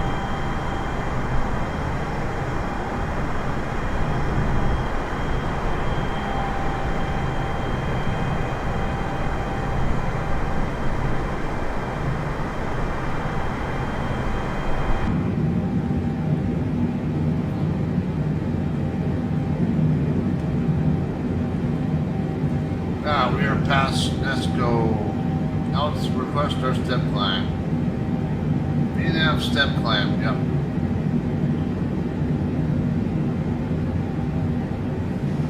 Control, CargoLux 5103 Heavy, request step climb, flight level 350.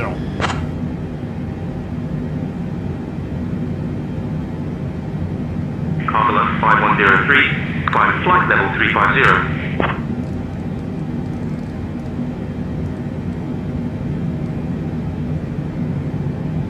Climb flight level 350, CargoLux 5103 Heavy.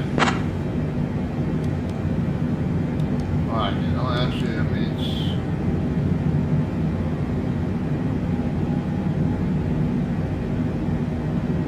Oh yeah, it's starting to... Look like it's starting to climb now.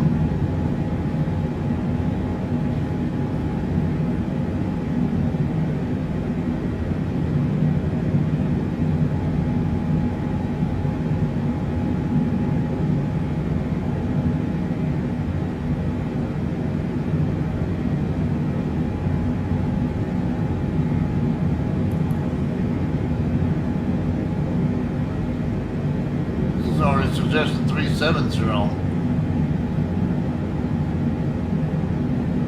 What I saw on the flight plan was climb to 350 at Nesco and then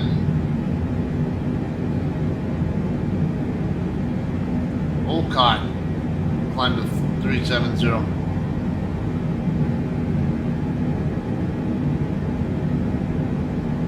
So I'm reading these backward. I thought anything after it's where we climb it though. So Olcott.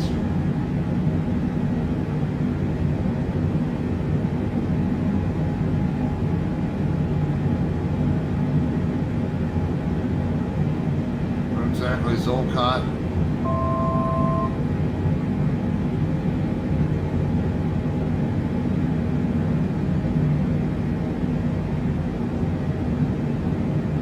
I thought it was further down this way. I remember seeing it.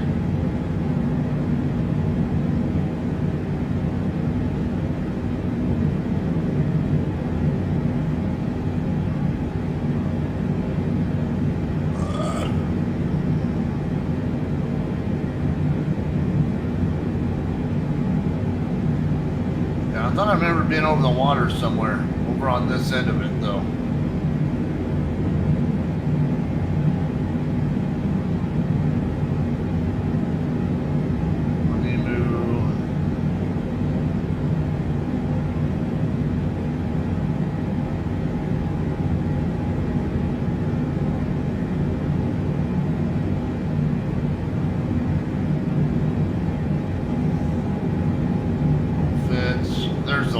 Okay. North of 51 North.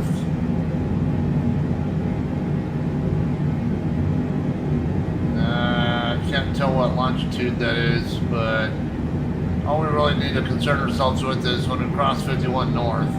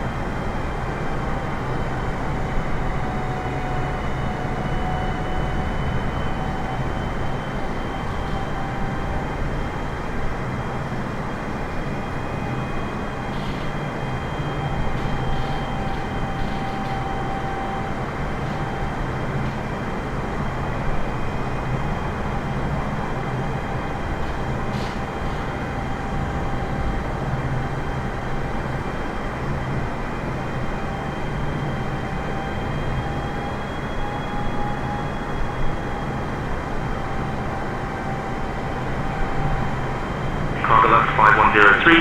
Contact Fukuoka Center on 136.56. 136.56 for CargoLux 5103 heavy.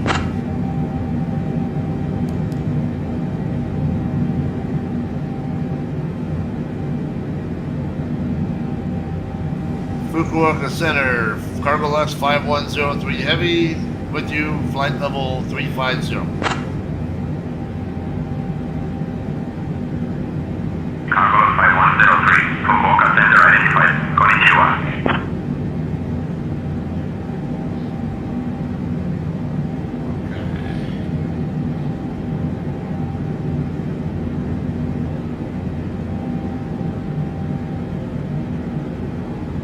Okay, it was in the Opalo.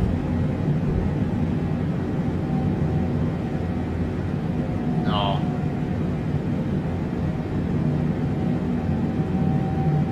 I think it was that one there or something.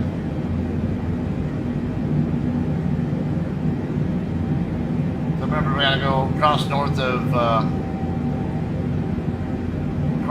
of 51. So it's closer to that Opake.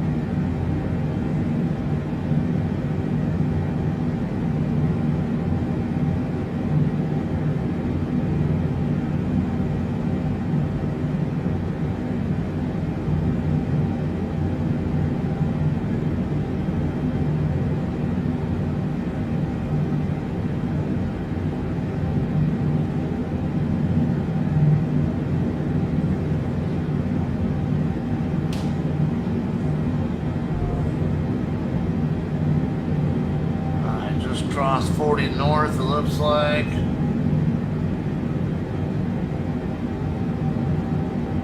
This might be over in this PACA area. That's Alaska's area.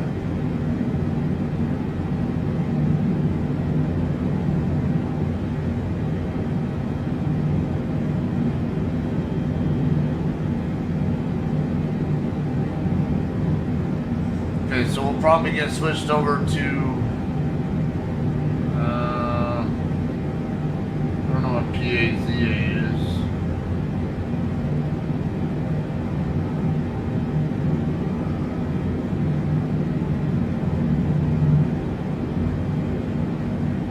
Anchorage air routes. Or Anchorage Center.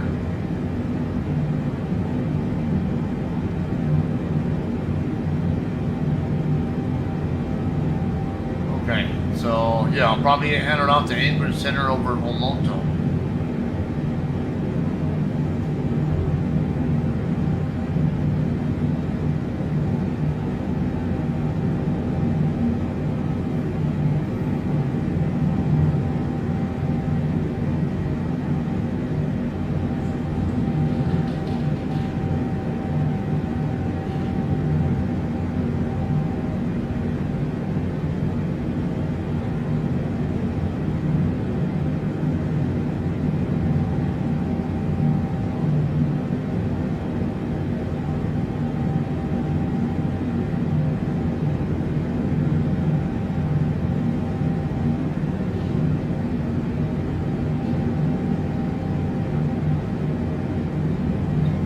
Clouds here.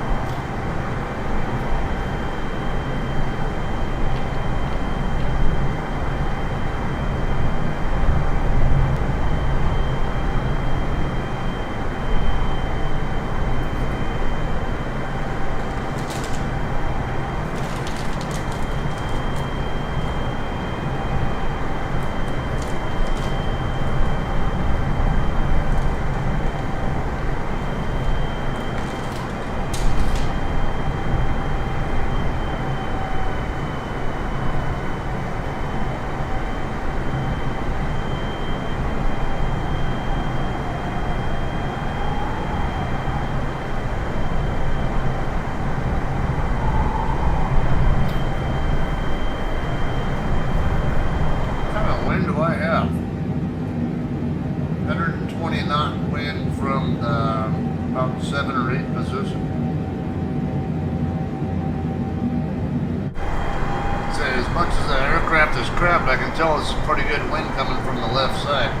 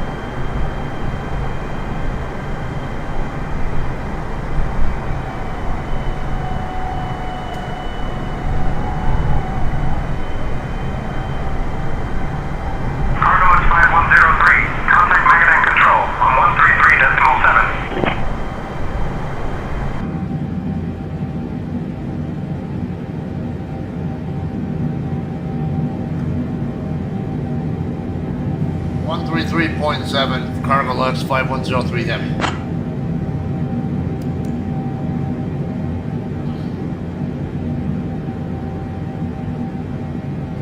Anchorage control, CargoLux 5103 Heavy with you, flight level 350. CargoLux 5103, Magadan control, identified. Good morning.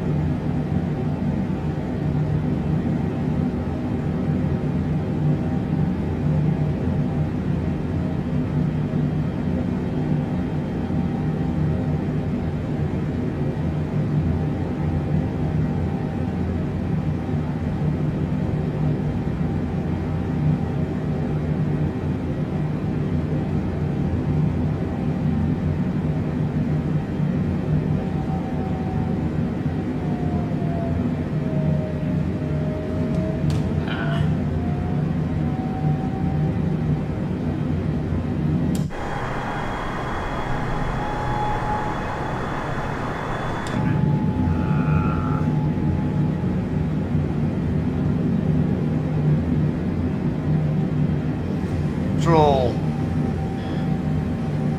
CargoLux 5103 Heavy, request step climb, flight level 370.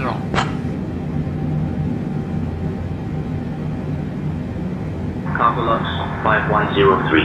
Climb flight level 370.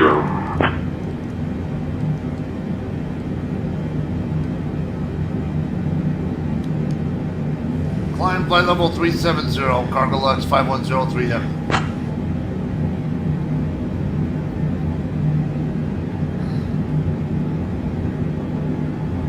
I can't read what that says. Fuel imbalance? Alright, what's going on there?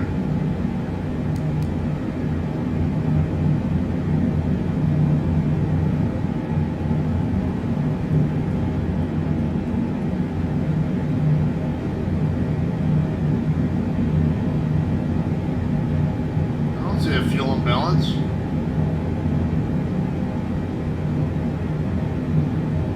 It's pretty well balanced to me.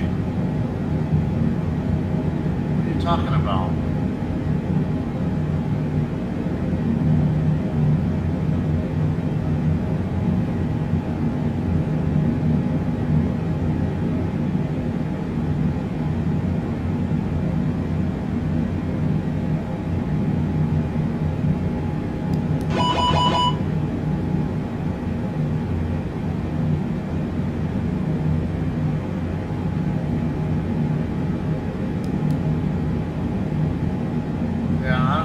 Talking about what the fuel imbalance. There's no fuel imbalance.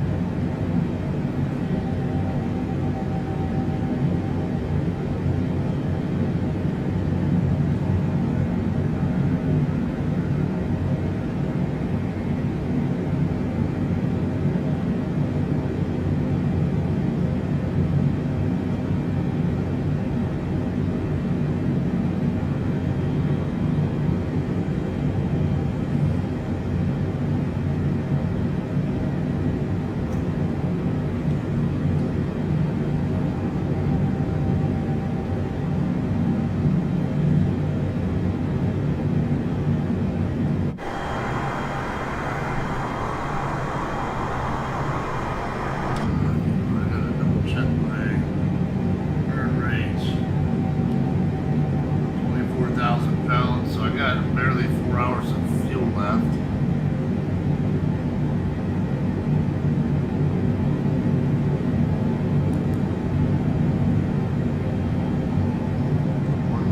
Zulu. It's about 3 hours. So we look like we're doing all right.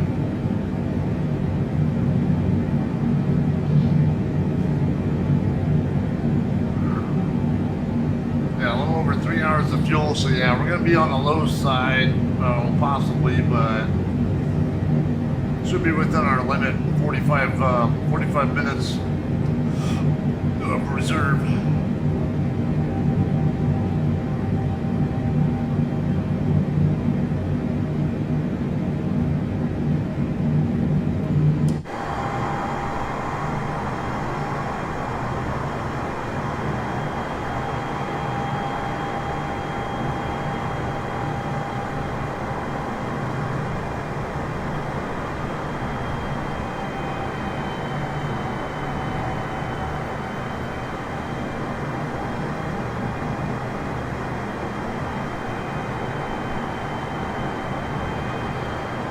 CargoLux 5103. Contact Anchorage Center on 132.5. 132.5 for CargoLux 5103 Heavy. Yeah, right before we cross into there.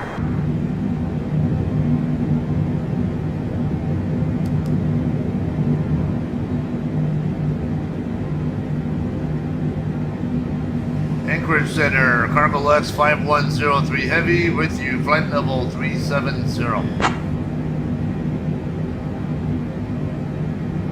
CargoLux 5103, Anchorage Center identified. How Wu.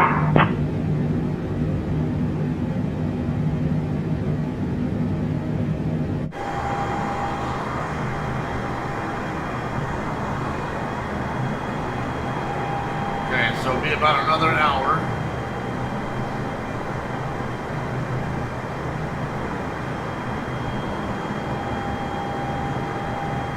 Hopefully be on the ground by then. So we're in a ballpark.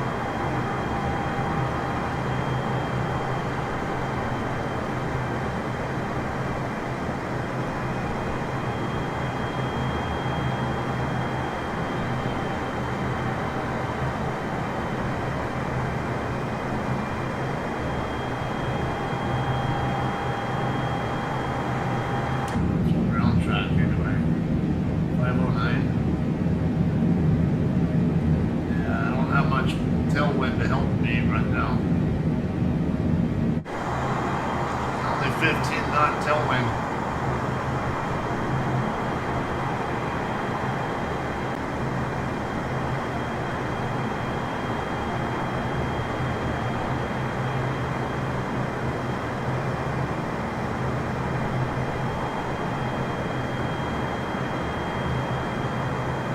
Looks like O'Neill waypoint is coming up.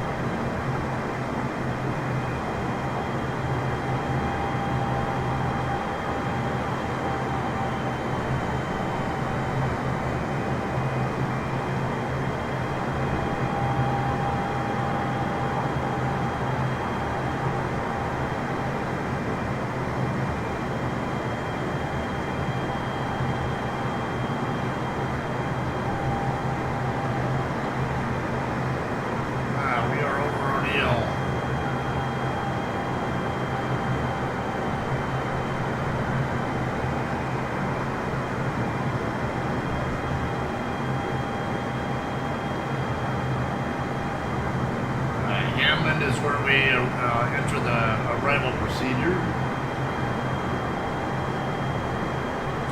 Boyd is next, it looks like. How far are we from that? 190 miles. Well, we are at 4x speed, so shouldn't take so long. Alright, so 23 minutes normal time, so about 6 minutes. 5 or 6 minutes at the current sim rates.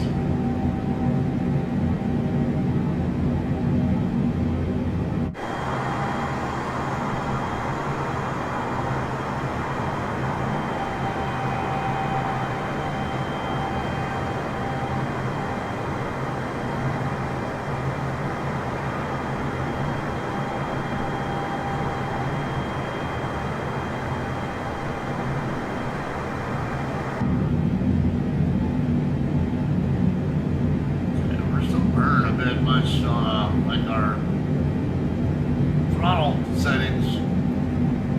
Normally I like to see these around 5,000 each. We're burning more fuel than I would normally anticipate.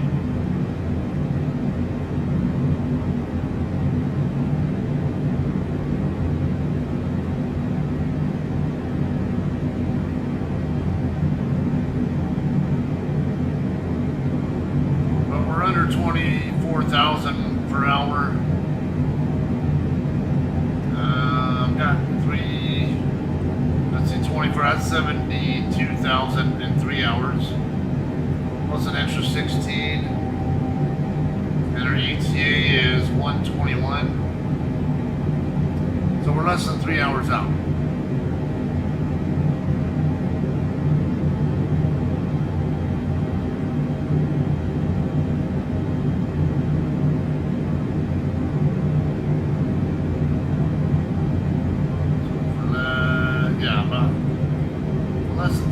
Out, then yeah, we should be flying on our fuel.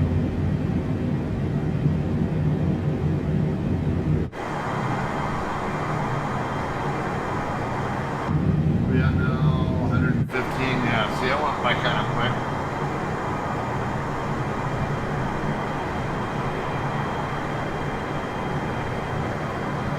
That's our current ground track, 492.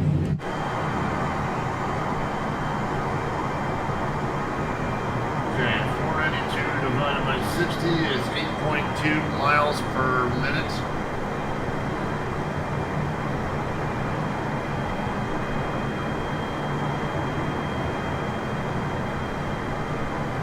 Yeah, so just a few minutes before we cross.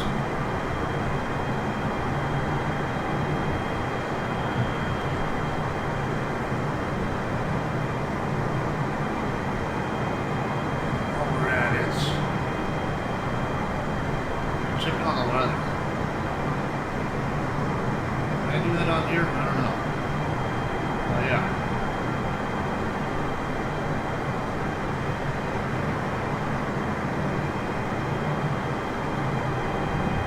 Alright. Winds 150 at 9, gust 17. Okay, and I'm already set up for runway 15. 10 statute miles, visibility, few clouds at 1,000 feet. Broken at 6,000, broken at 9,000. Temperature 6, 2.0. Temperature 3004. Okay.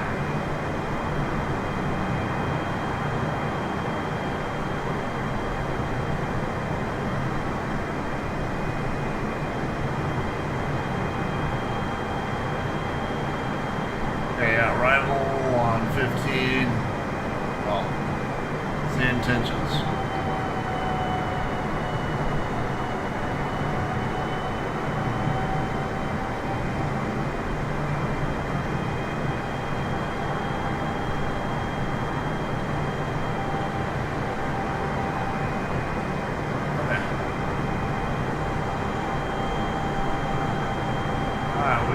Void in the compass there now.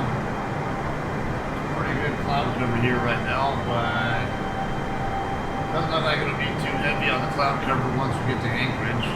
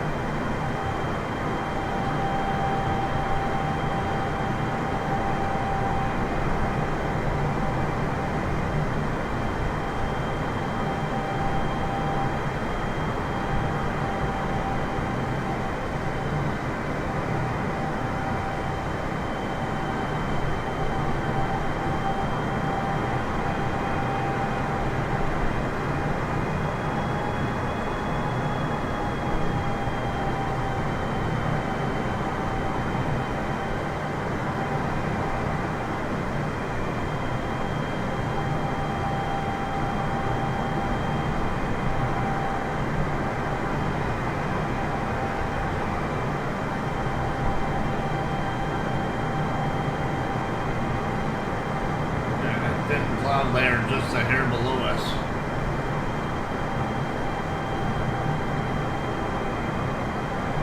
Pretty good overcast layer, not too many thousands of feet below us.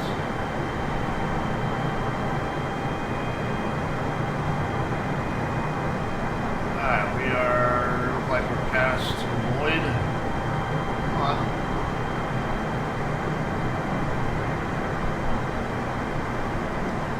Alright. Got the rest of our route in view there at this level. For the most part, looks like we will stay in, possibly stay on this same frequency the rest of the, or a good chunk of the way back.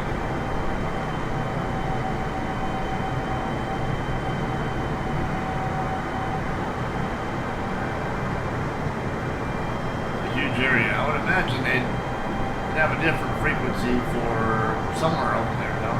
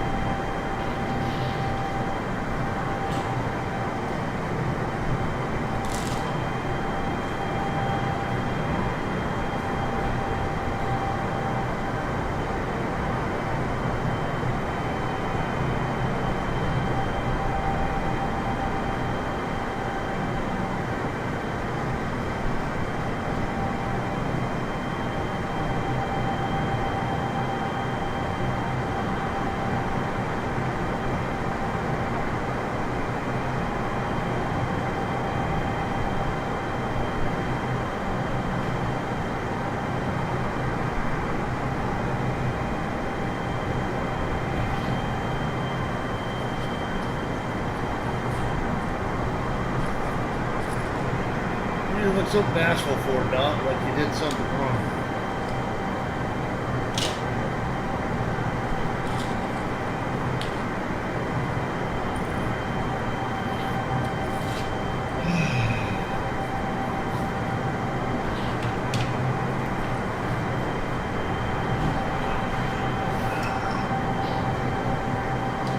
I'll transfer some files from my YouTube vlogs. Or from my other channel. Or at least get ready to.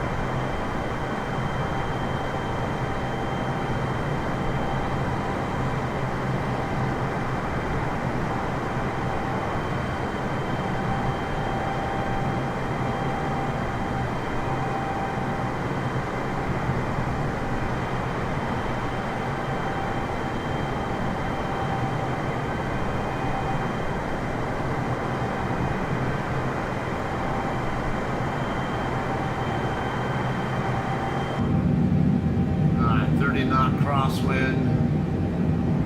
Got -5 effect on my true airspeed.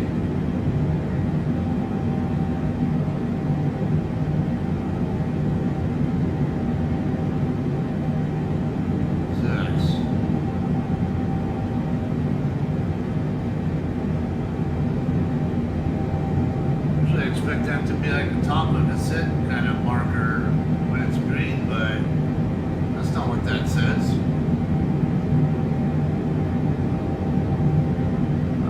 We are right at 200, about 2 hours out in real time, so at 4x speed it's half an hour from now.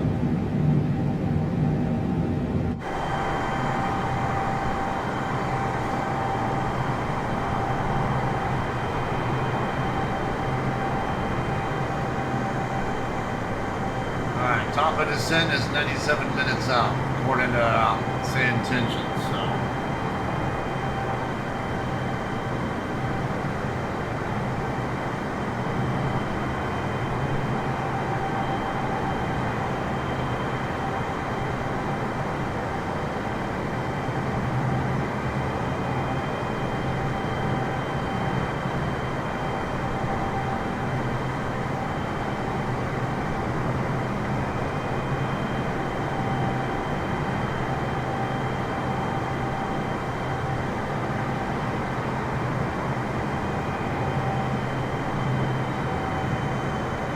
Ford coming up.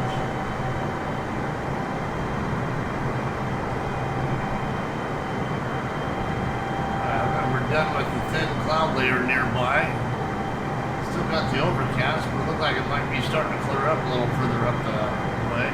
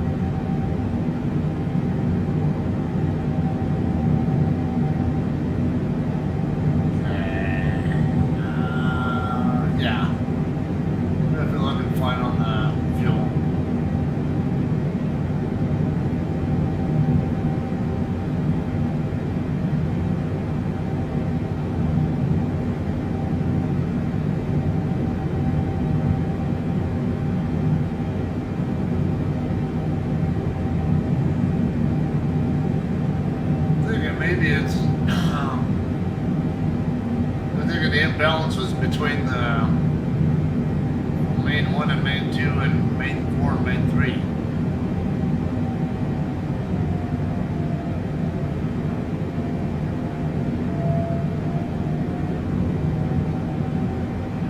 Okay, we can shut up. Oh, no, I don't, come on. Nobody said to extend the landing gear. Great job, asshole.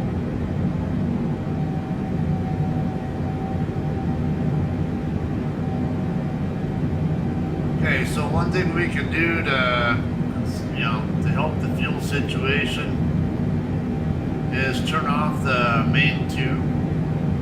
Then we just supply everything from the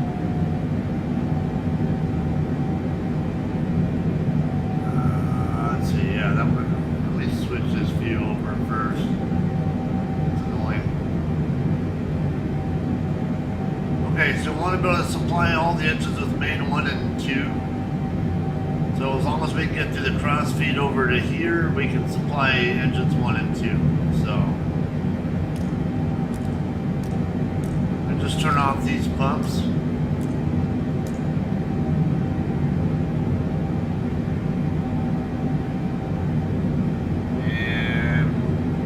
Should be able to maintain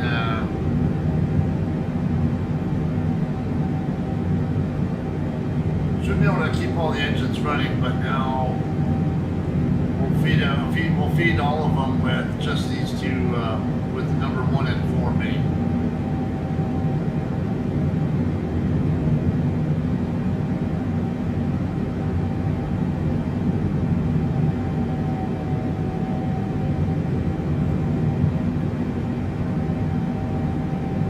Yeah, we can see 1 and 4 main are going down. Well, actually, main 2 just went up to 99. Okay, so it's actually pumping some into main 3 and 2 while we're doing this.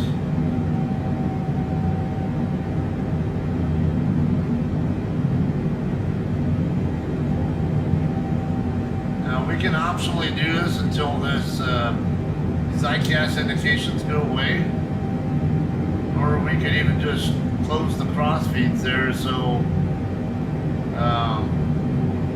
main 1 is, so the outboard mains are not supplying the inboard mains as well, which, let's see, is that it?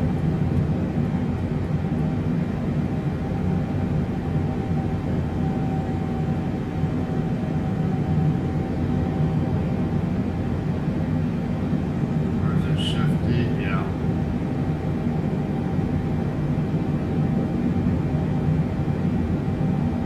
Okay. So see, I think we need these, but because I think these are open. That is probably why while we're feeding the.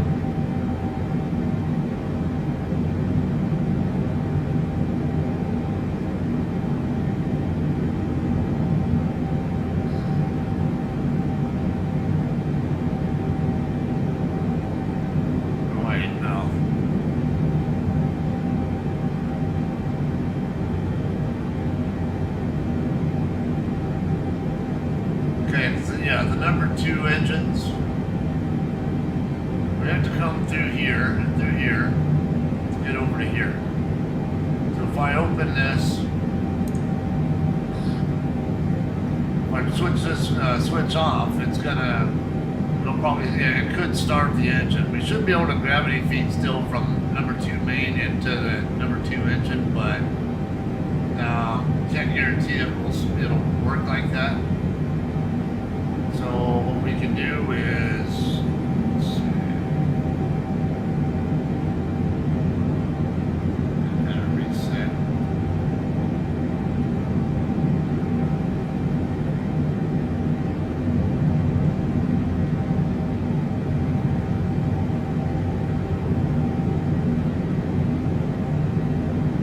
And just let them feed like they are, and let them equalize a little bit more. And those 2 ICAS indications related to the fuel should go away over time. Just got to deal with the imbalance.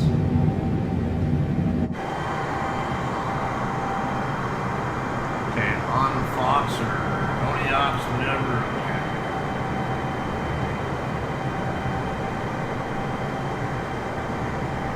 We are 65 minutes out from top of descent. About 15, 16 minutes. It's about 12:20 local time. Just a hair, maybe just a tad after 12:20 local time. Should be starting our descent.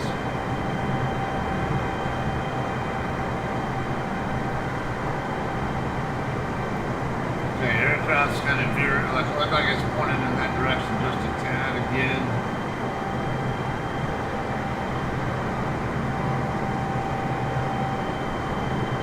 Looks like we don't, not much there for wind. Yeah, 21 knot wind, it's there, but not a super big amount.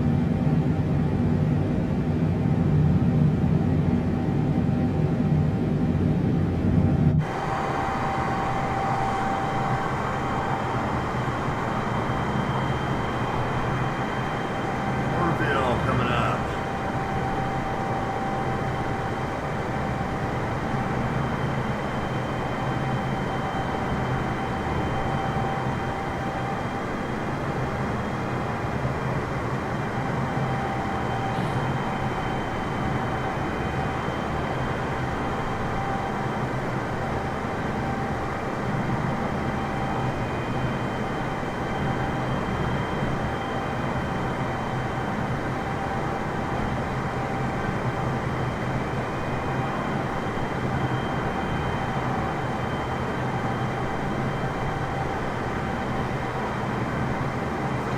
missing a bit.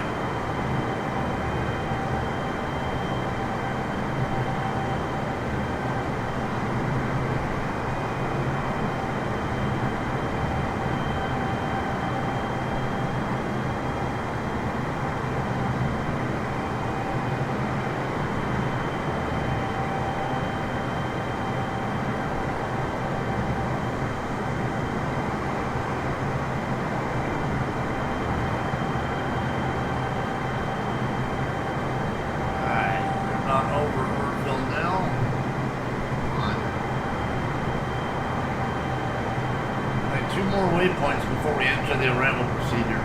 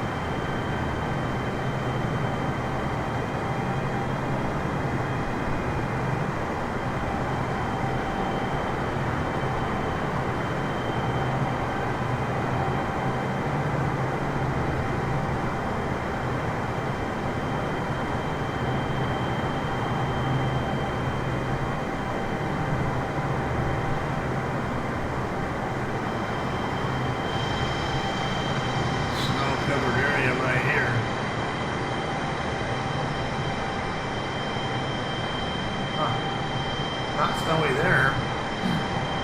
Almost everything else is.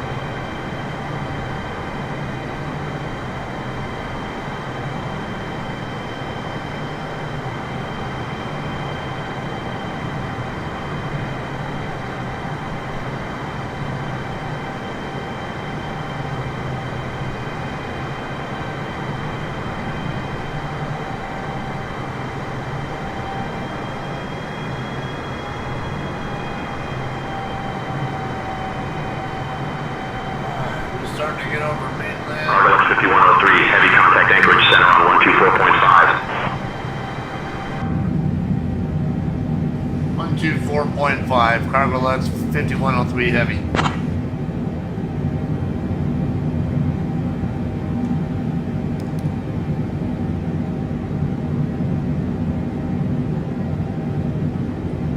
Anchorage Center, CargoLux 5103 heavy with you, flight level 370. CargoLux 5103, heavy Anchorage Center, good afternoon. Okay, we are not too far from, we might get a little bit of, we're mostly over, we get a little bit of water here and there, but I think it's going to be mostly land the rest of the way.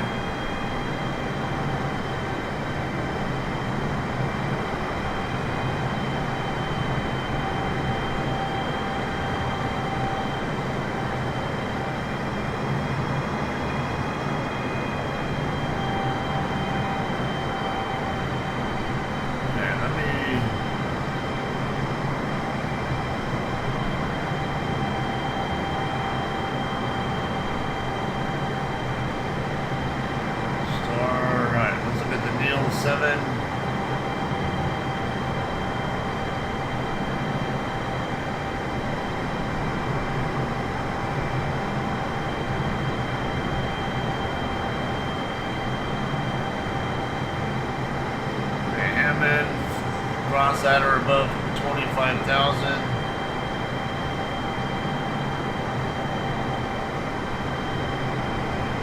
King, cross at or above 16. Snag, cross or at or above 10,000.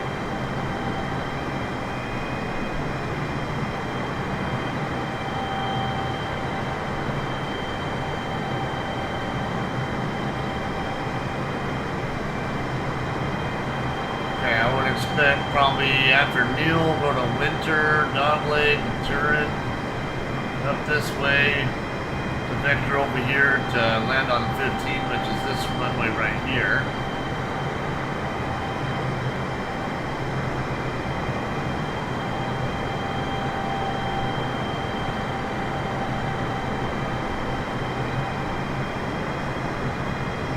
Neil, and then Winter, and then Dogleg.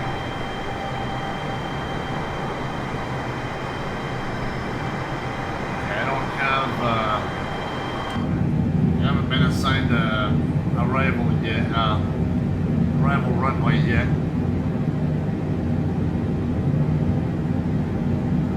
But we can at least check on here. Right, there's Neil. Winter, Dogleg, Turin, Minton, yep.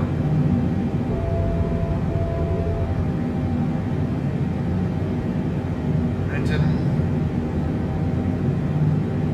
Glennon, whatever. Okay, yeah. Then vectors from there to Card. Okay, yep. Okay, we're set up just right for it. I'll like to follow that. And yeah, we got all of our altitude restrictions and looks like we don't have to be at 250 knots there, but well, actually we will have to be when we get down below 10,000 anyway.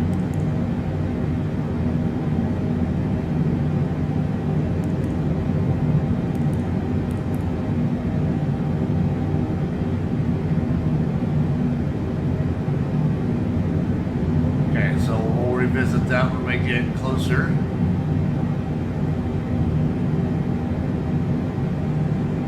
Once we're about to cross, when we get close to Hammond, whatever.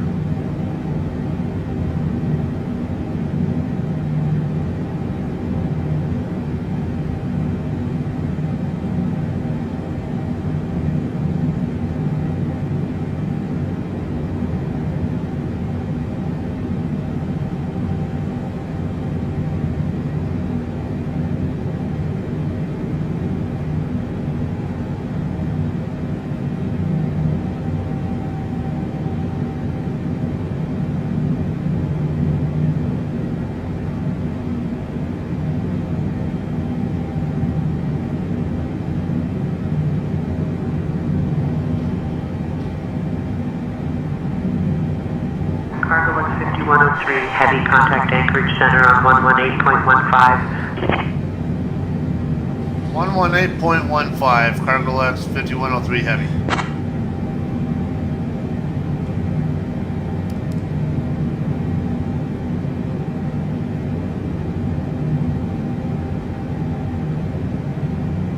Anchorage Center, CargoLux 5103 heavy with you, flight level 370. CargoLux 5103, heavy Anchorage Center, good afternoon.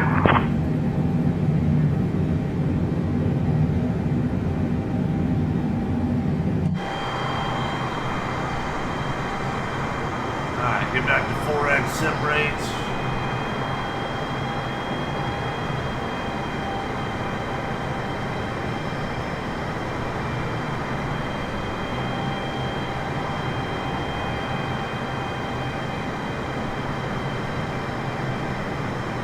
Getting a lot closer to the point where we're going to be entering the arrival procedure.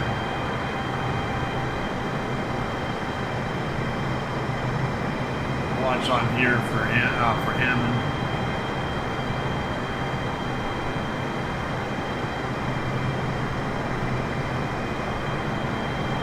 Does this have the altitude here too? Yeah, I guess it does. Okay.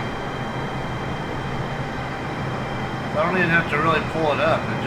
It's already right there, so that'll be convenient.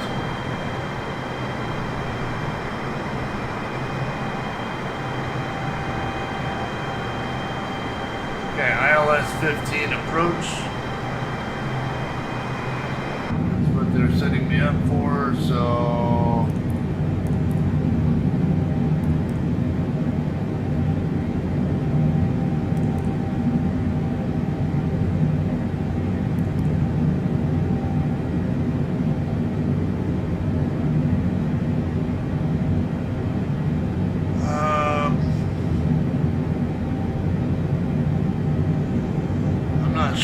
transition though. BGQ, element, Ivan. I don't remember any of those being on here.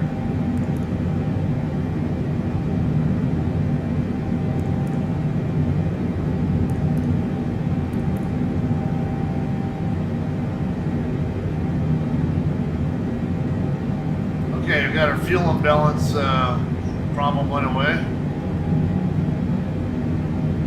Yeah, since our tanks are getting more well within balance now.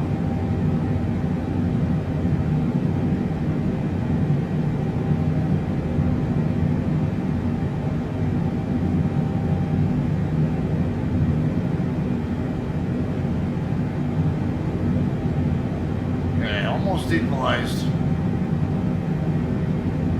Fuel tankage.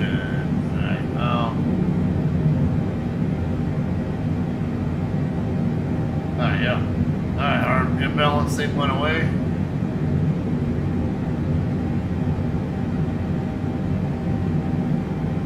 Alright, let's go ahead and... CargoLux 5103, heavy direct between, then it's filed, please. Direct between, and then it's filed. CargoLux 5103 heavy. Okay, I'm busy trying to pressurize these tanks, so actually I don't think I need these are overrides. Okay, now you want me to go direct between intercept?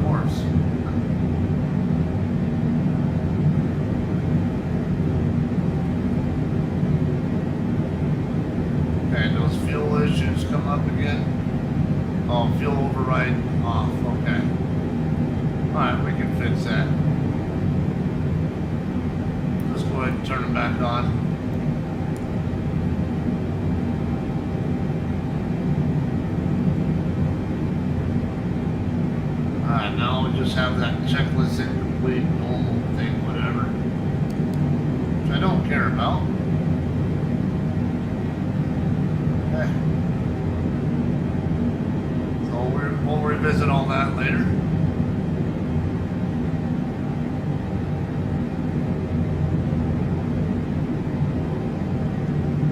Okay, let's get back to 4X.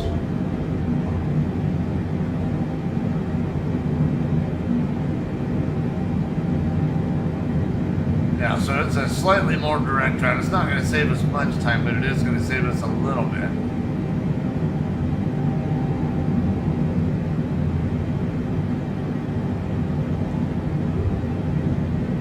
Alright, top of descent is 7 minutes. Arrival gate will be satellite parking ramp cargo P2. Okay, I'm going to go to... shit, I didn't know I could even do 16 exit rate. Cargo ramp P2. Right, let me... So I have an idea where I can expect to be when... Come on, get a load up.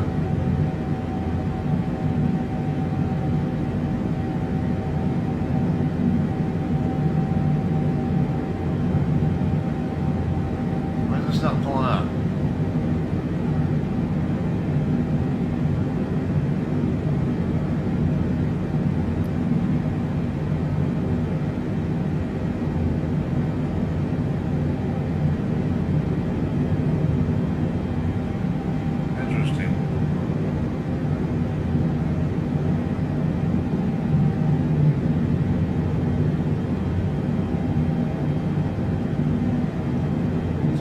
can't pull up the map on here.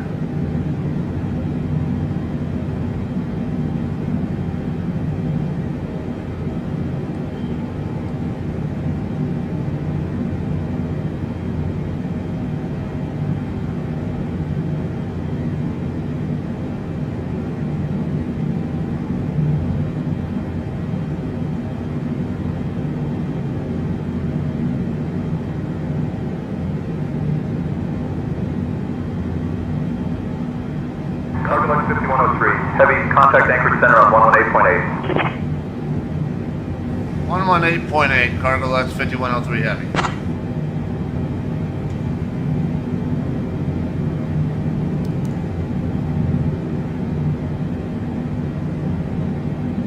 Anchorage Center, CargoLux 5103 Heavy with you, flight level 370. CargoLux 5103, Heavy, Anchorage Center. Good afternoon. Okay, this isn't responding and I don't know why. Will that pull up? Yeah. Alright, now it's working. So I want to be able to look at the charts at least. Taxi. Okay. Satellite parking ramp cargo Papa 2.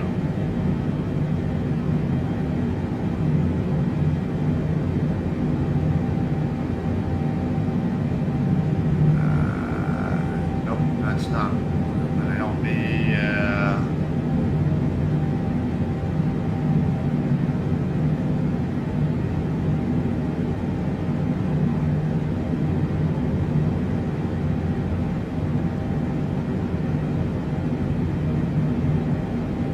Satellite parking ramp, Papa 2.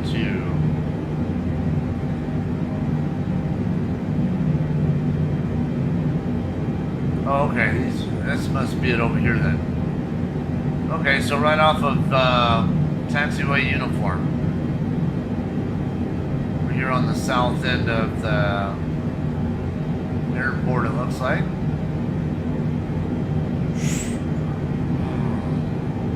CargoLux 5103, Heavy, descend via Needle 7 to 2000, Hammond transition into Anchorage, altimeter 3004.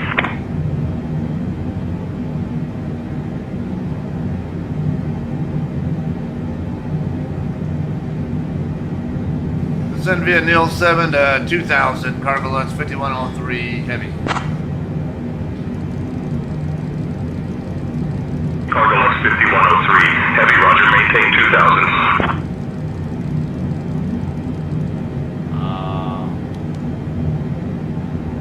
Same.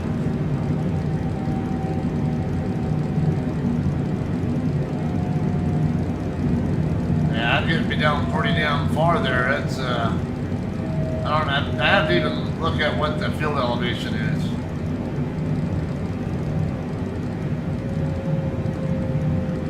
Alaska has plenty of mountains, so I do have to wonder about that.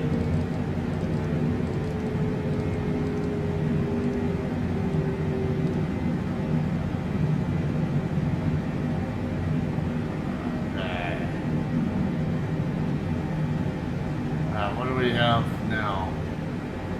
Fuel tank engine again? Oh, yeah, because it's...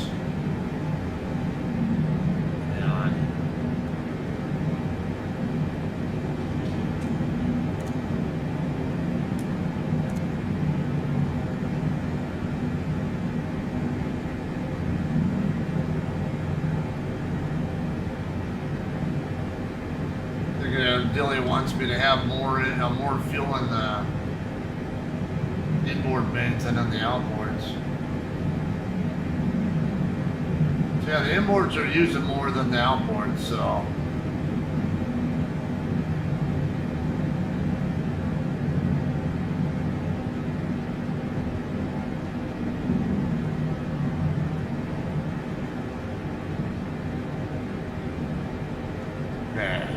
Pull this back up.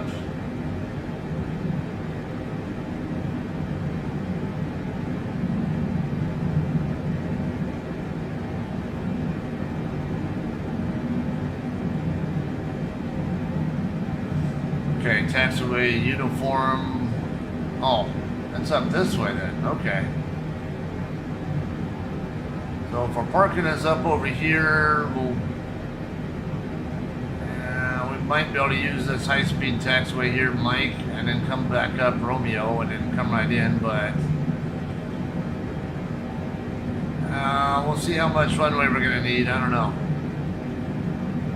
Should be okay. It's over 10,000 foot long runway. I would imagine they should be able to. I wouldn't bet on being able to turn off that uniform, but might be able to do it at Mike.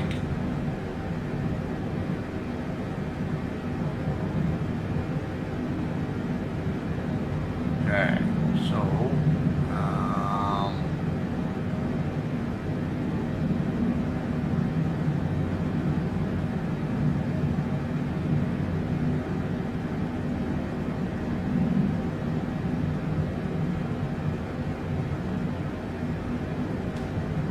alright, let's go ahead and accelerate our sim rate again. Tell our, look like we're gonna hold 310 knots.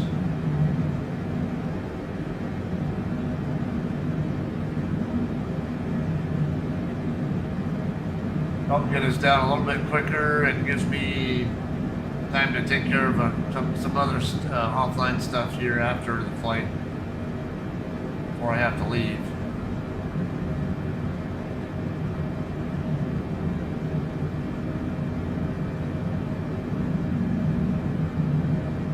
Okay, set altimeter 3004. Let's see.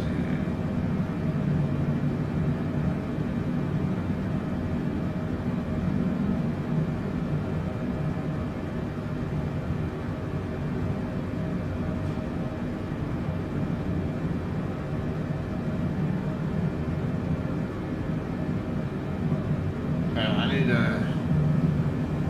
have time to look at this to see what's going on with it. Okay, yeah, we're almost balanced again. I don't know why the inboards are I don't know why more fuel's coming out of the inboards than the outboards though. I mean, if all the engines are burning the same rate of fuel, then they should all be given the same at the same rate as well. For some reason that's not happening though.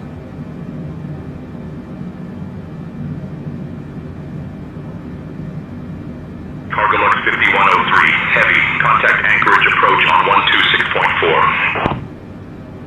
126.4 for CargoLux 5103 heavy.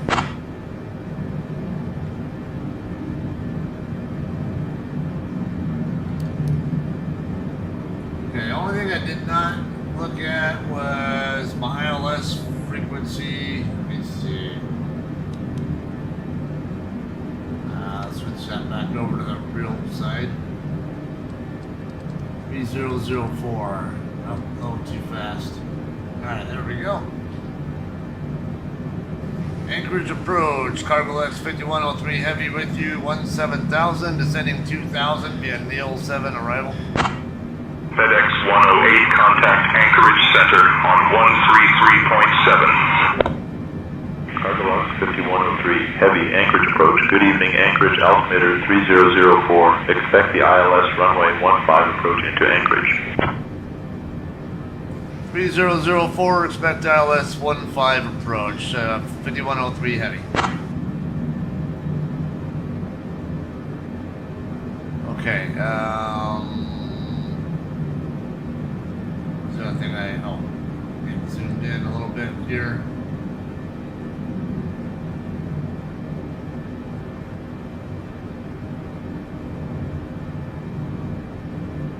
Weather. Is there a refresh button here?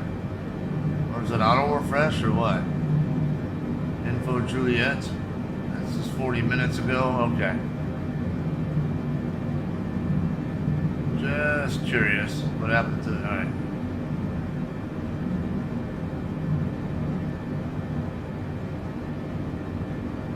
Okay, yeah, so it's not any different. Still Info Juliet. Visibility 10, few clouds at 1500, broken 7500, broken 12,000. Temperature 7. Dew point -1. Altimeter 3004. Density altitude -800. Device on course heading, altitude, and if flight following is requested, read back all runway and hold stride. So, and for Juliet.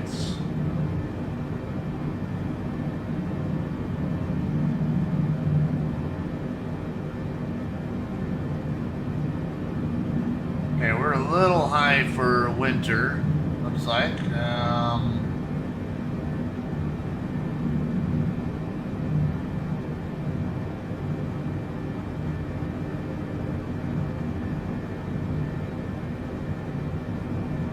It's already be slowing me down to 240.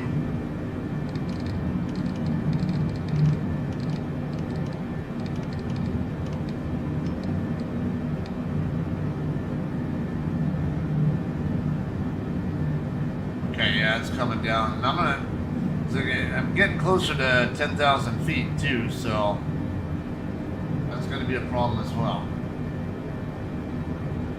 Can't be up at 310 knots when I get below 10,000 feet.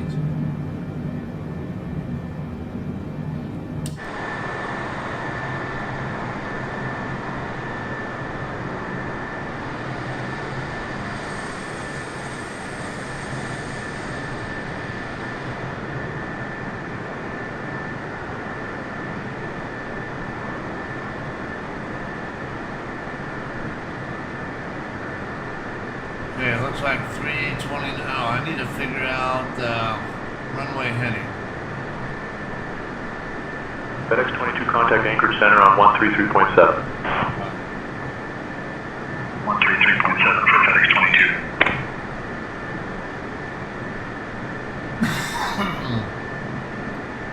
Runway heading is 149.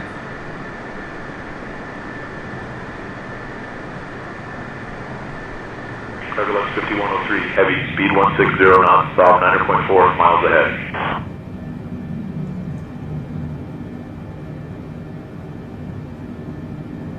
Slow to 160 knots, CargoLux 5103 heavy. That's too slow for me.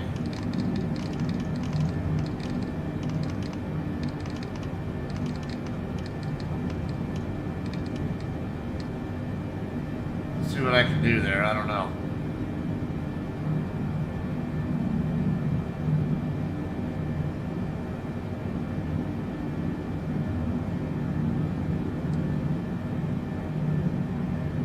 Okay, I don't have a so I don't have a course knob on here like I'm used to seeing on the other aircraft. Okay, so what was the setting? 329. Okay, I want to preset this that way if I need to. When it comes to when I get to that last waypoint before I start needing to get vectors, I'll be set up already. Why do we still have that?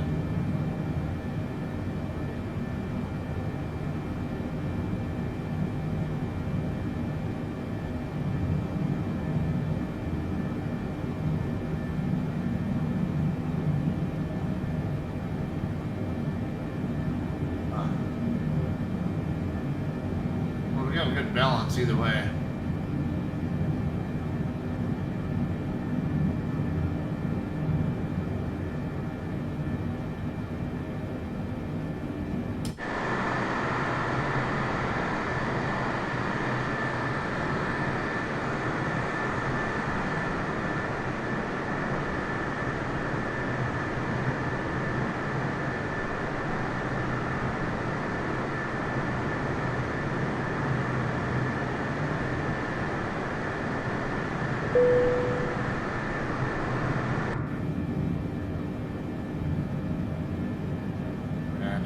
Oh yeah, I need flaps. I can't do 160. It's too.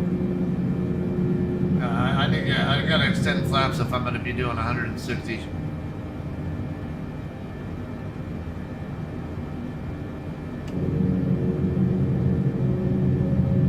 stall speed was up above 160. Started putting flaps out.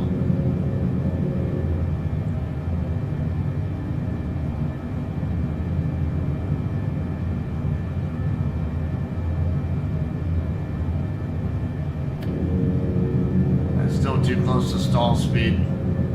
Let's get up to about 20% at 20 degrees flaps.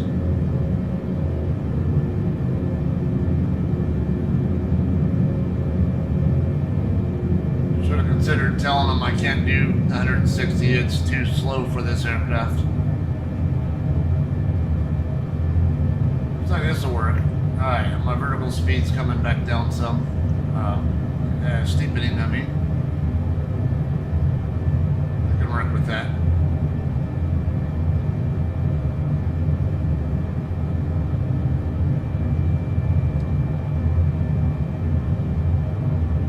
Alright, last waypoint before we start vectoring.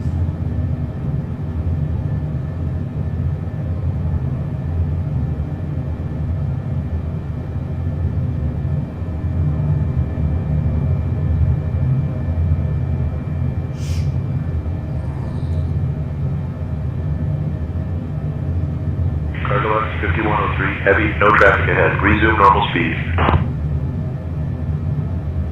Resume normal speed, 5103 heavy. Nice to know that that's why you wanted me to slow down that much.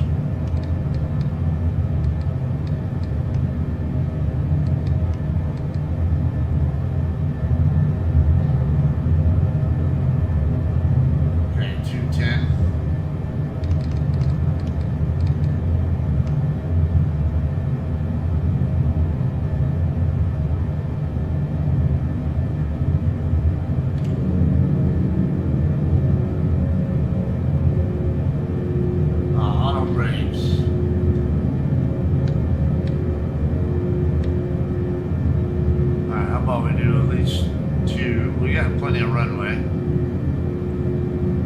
Seatbelt selector, it's already on auto.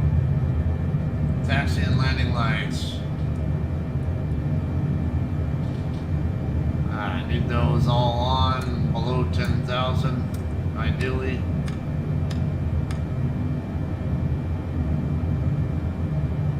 Alright, landing. Landing gear down, flaps 20. Speed brake armed.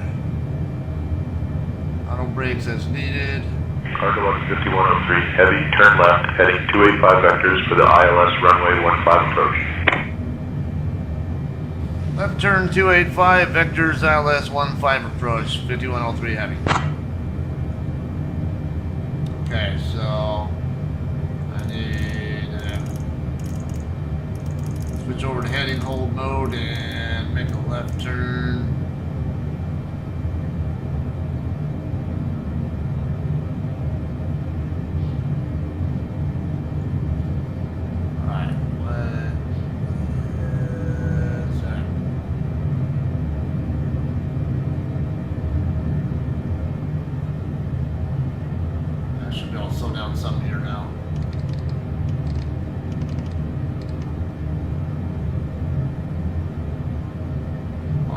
To look up what's the field elevation.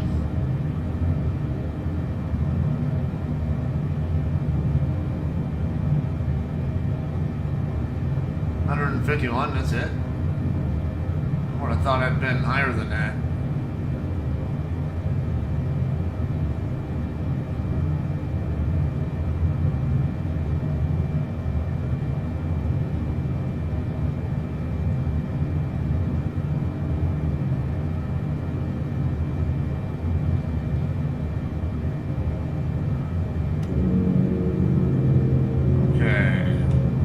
Checklist. Anchorage departure, 6230 1000. Hood 6230, radar contact. Alright, landing gear down. Speed brake arm.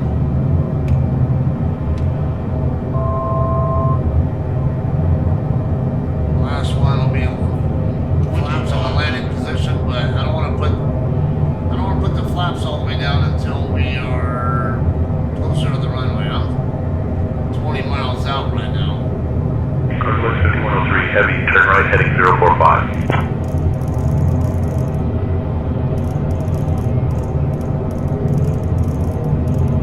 CargoLux 5103, heavy 11 miles from car, turn left heading 100, cleared for the ILS runway 15 approach.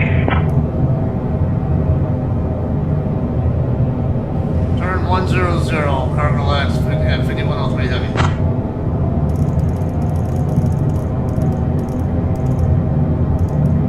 Why tell me to turn right first and then turn left after I'm already in the middle of that turn?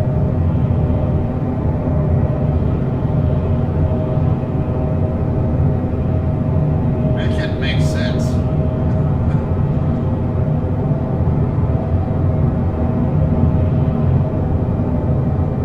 Okay, get my range out. I gotta be alright. Yeah, it's vectoring me right to that waypoint. So I can switch to LNAV and then once it intercepts that line, then it'll turn final on its own.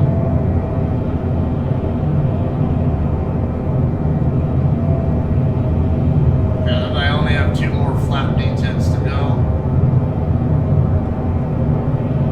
Alright, 2,000 feet. We should be less than 10 miles out. Yeah, maybe about 6 or 7 miles out by the time we intercept the glide slope.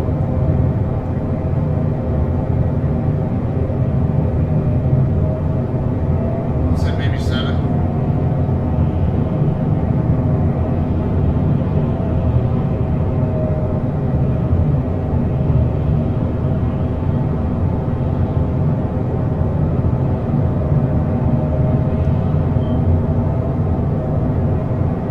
I need to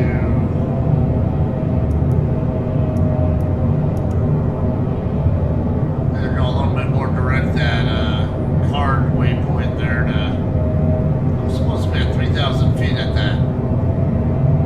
Where did they clear me down to 2,000? When I should be at 3,000 on that at that one.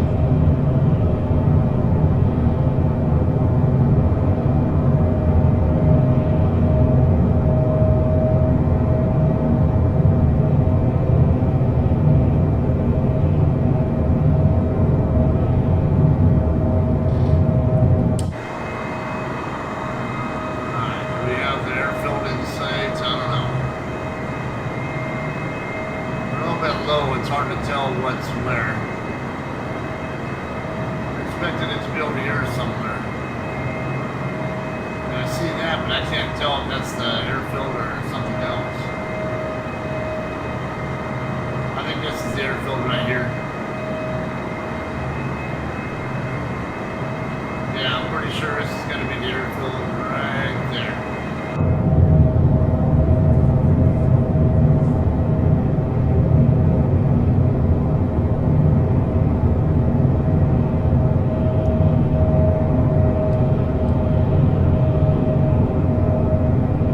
Yeah, we're still over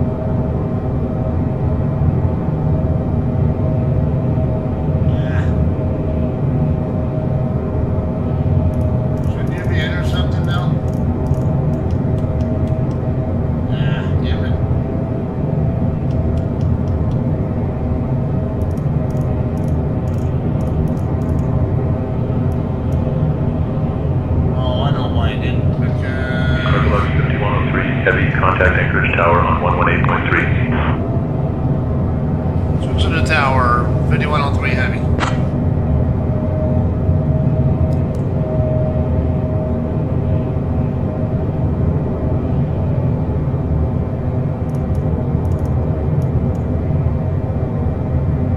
Tower, CargoLux 5103 heavy, ILS 15.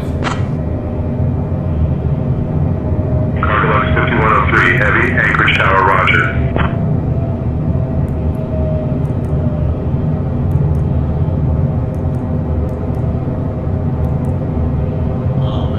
CargoLux 5103 heavy, runway 15, winds 150 at 11, gusting 19er, clear to land. Clear to land, 5103 heavy.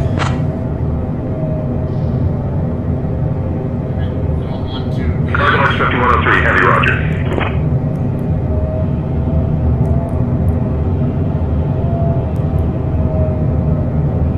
Trying to go LNAV, but alright, there we go.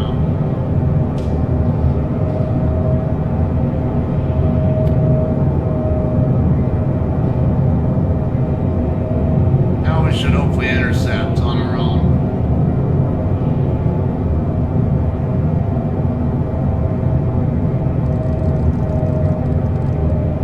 Okay. Look like we are already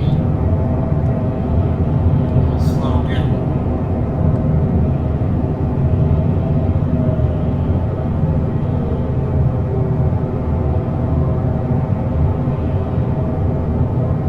Alright, flight sub's coming back in now.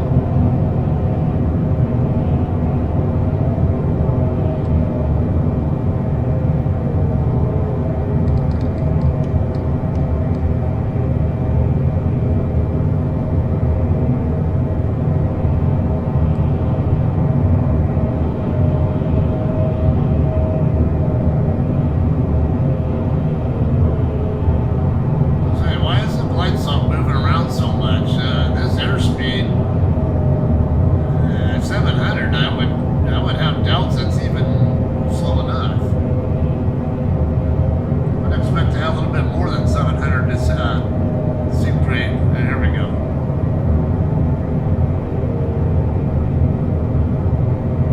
Approaching Alright, runway runway inside. 15.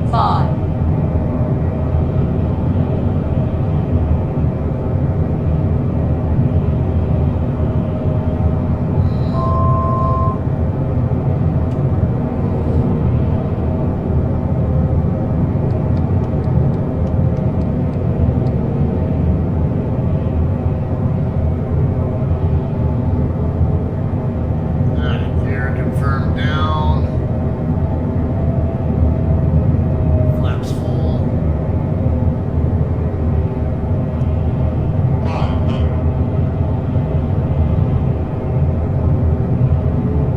Got an aircraft on hold.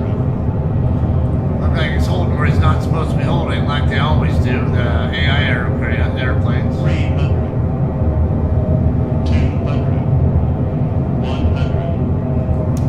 Oh, come on. 50, Fucking thing. 0, 22.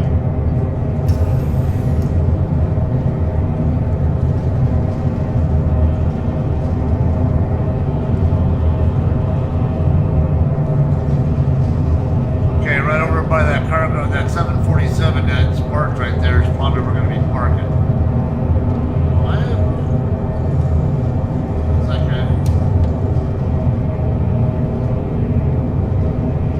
so it should be slowing down faster than that, I would think.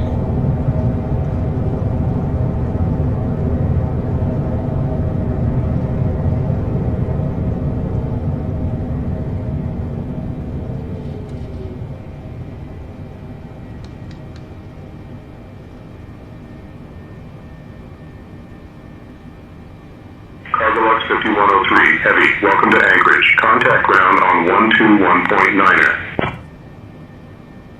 Boots to the ground, 5103 heavy.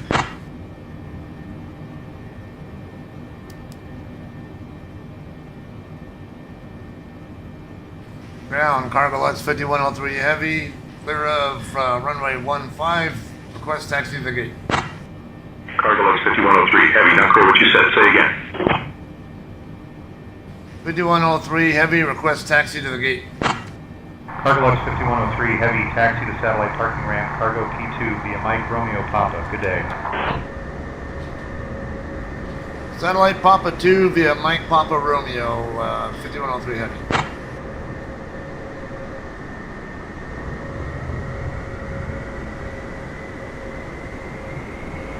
Alright, flaps retracted.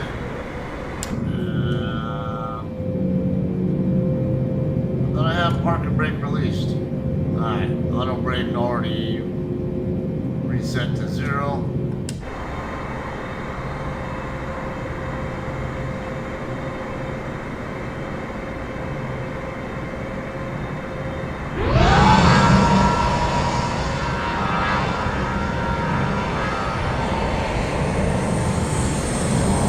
Somebody's taking off behind me.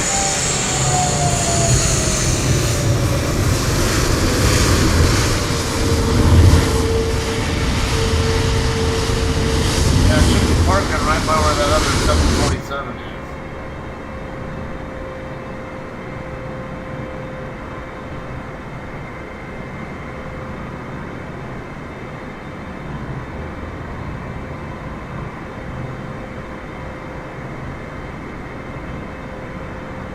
Yeah. Yeah, Mike Romeo Papa. Alright, so I had Mike, should have been Mike Romeo Papa, not Mike Papa Romeo.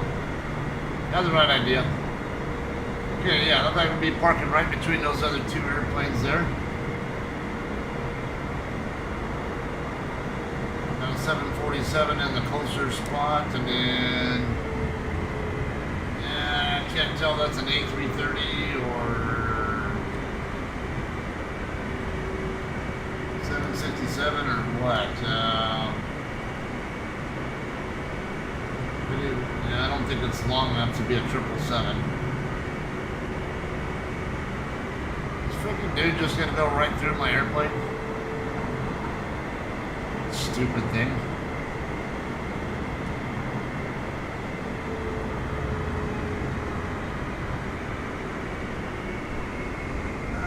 That might be a 777. I think I see triple tandem gear on it. I'll take a better look at it in a minute though.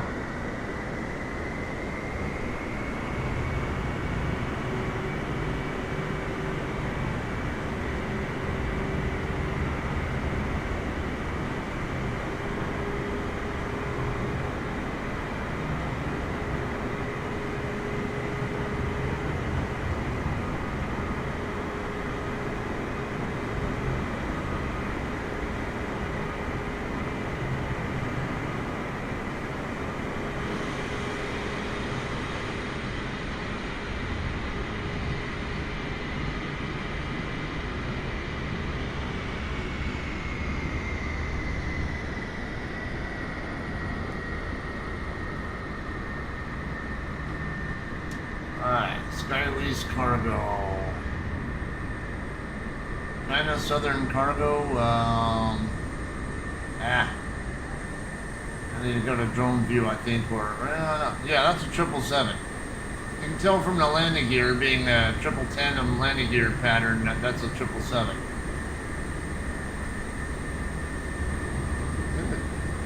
Yeah, and it even says 777F right there, but I would imagine that might be a 772. Not as long a fuselage on it. Let's see what the live map shows them as.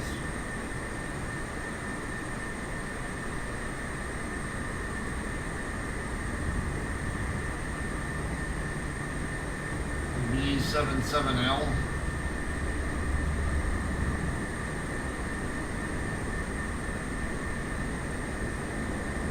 Yeah, dash 200 LR. Ultra long range wide body airliner. Okay. Alright, well that's gonna be a wrap on this one. Finally back on American soil at least, so that's a plus.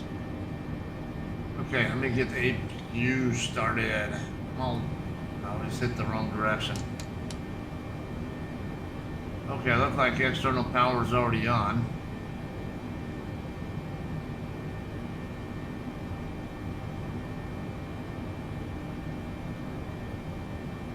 Why are these off? Interesting. Oh, probably because the APU. Okay, we can go ahead and. Pew, pew, pew, pew.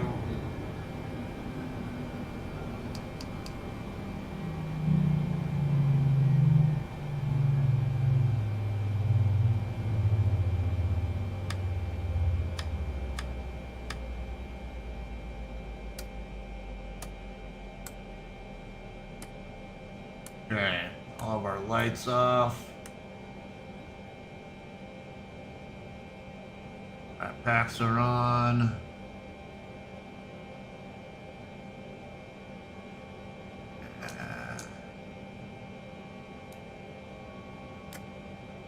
Not sure what I care about all the fuel switches. Okay. I think we're good here. There's no point in doing anything else here, really. So, all right. I'm going to call this one a day. I got stuff I got to do aside from this, so I'm going to get out of here. Possibly have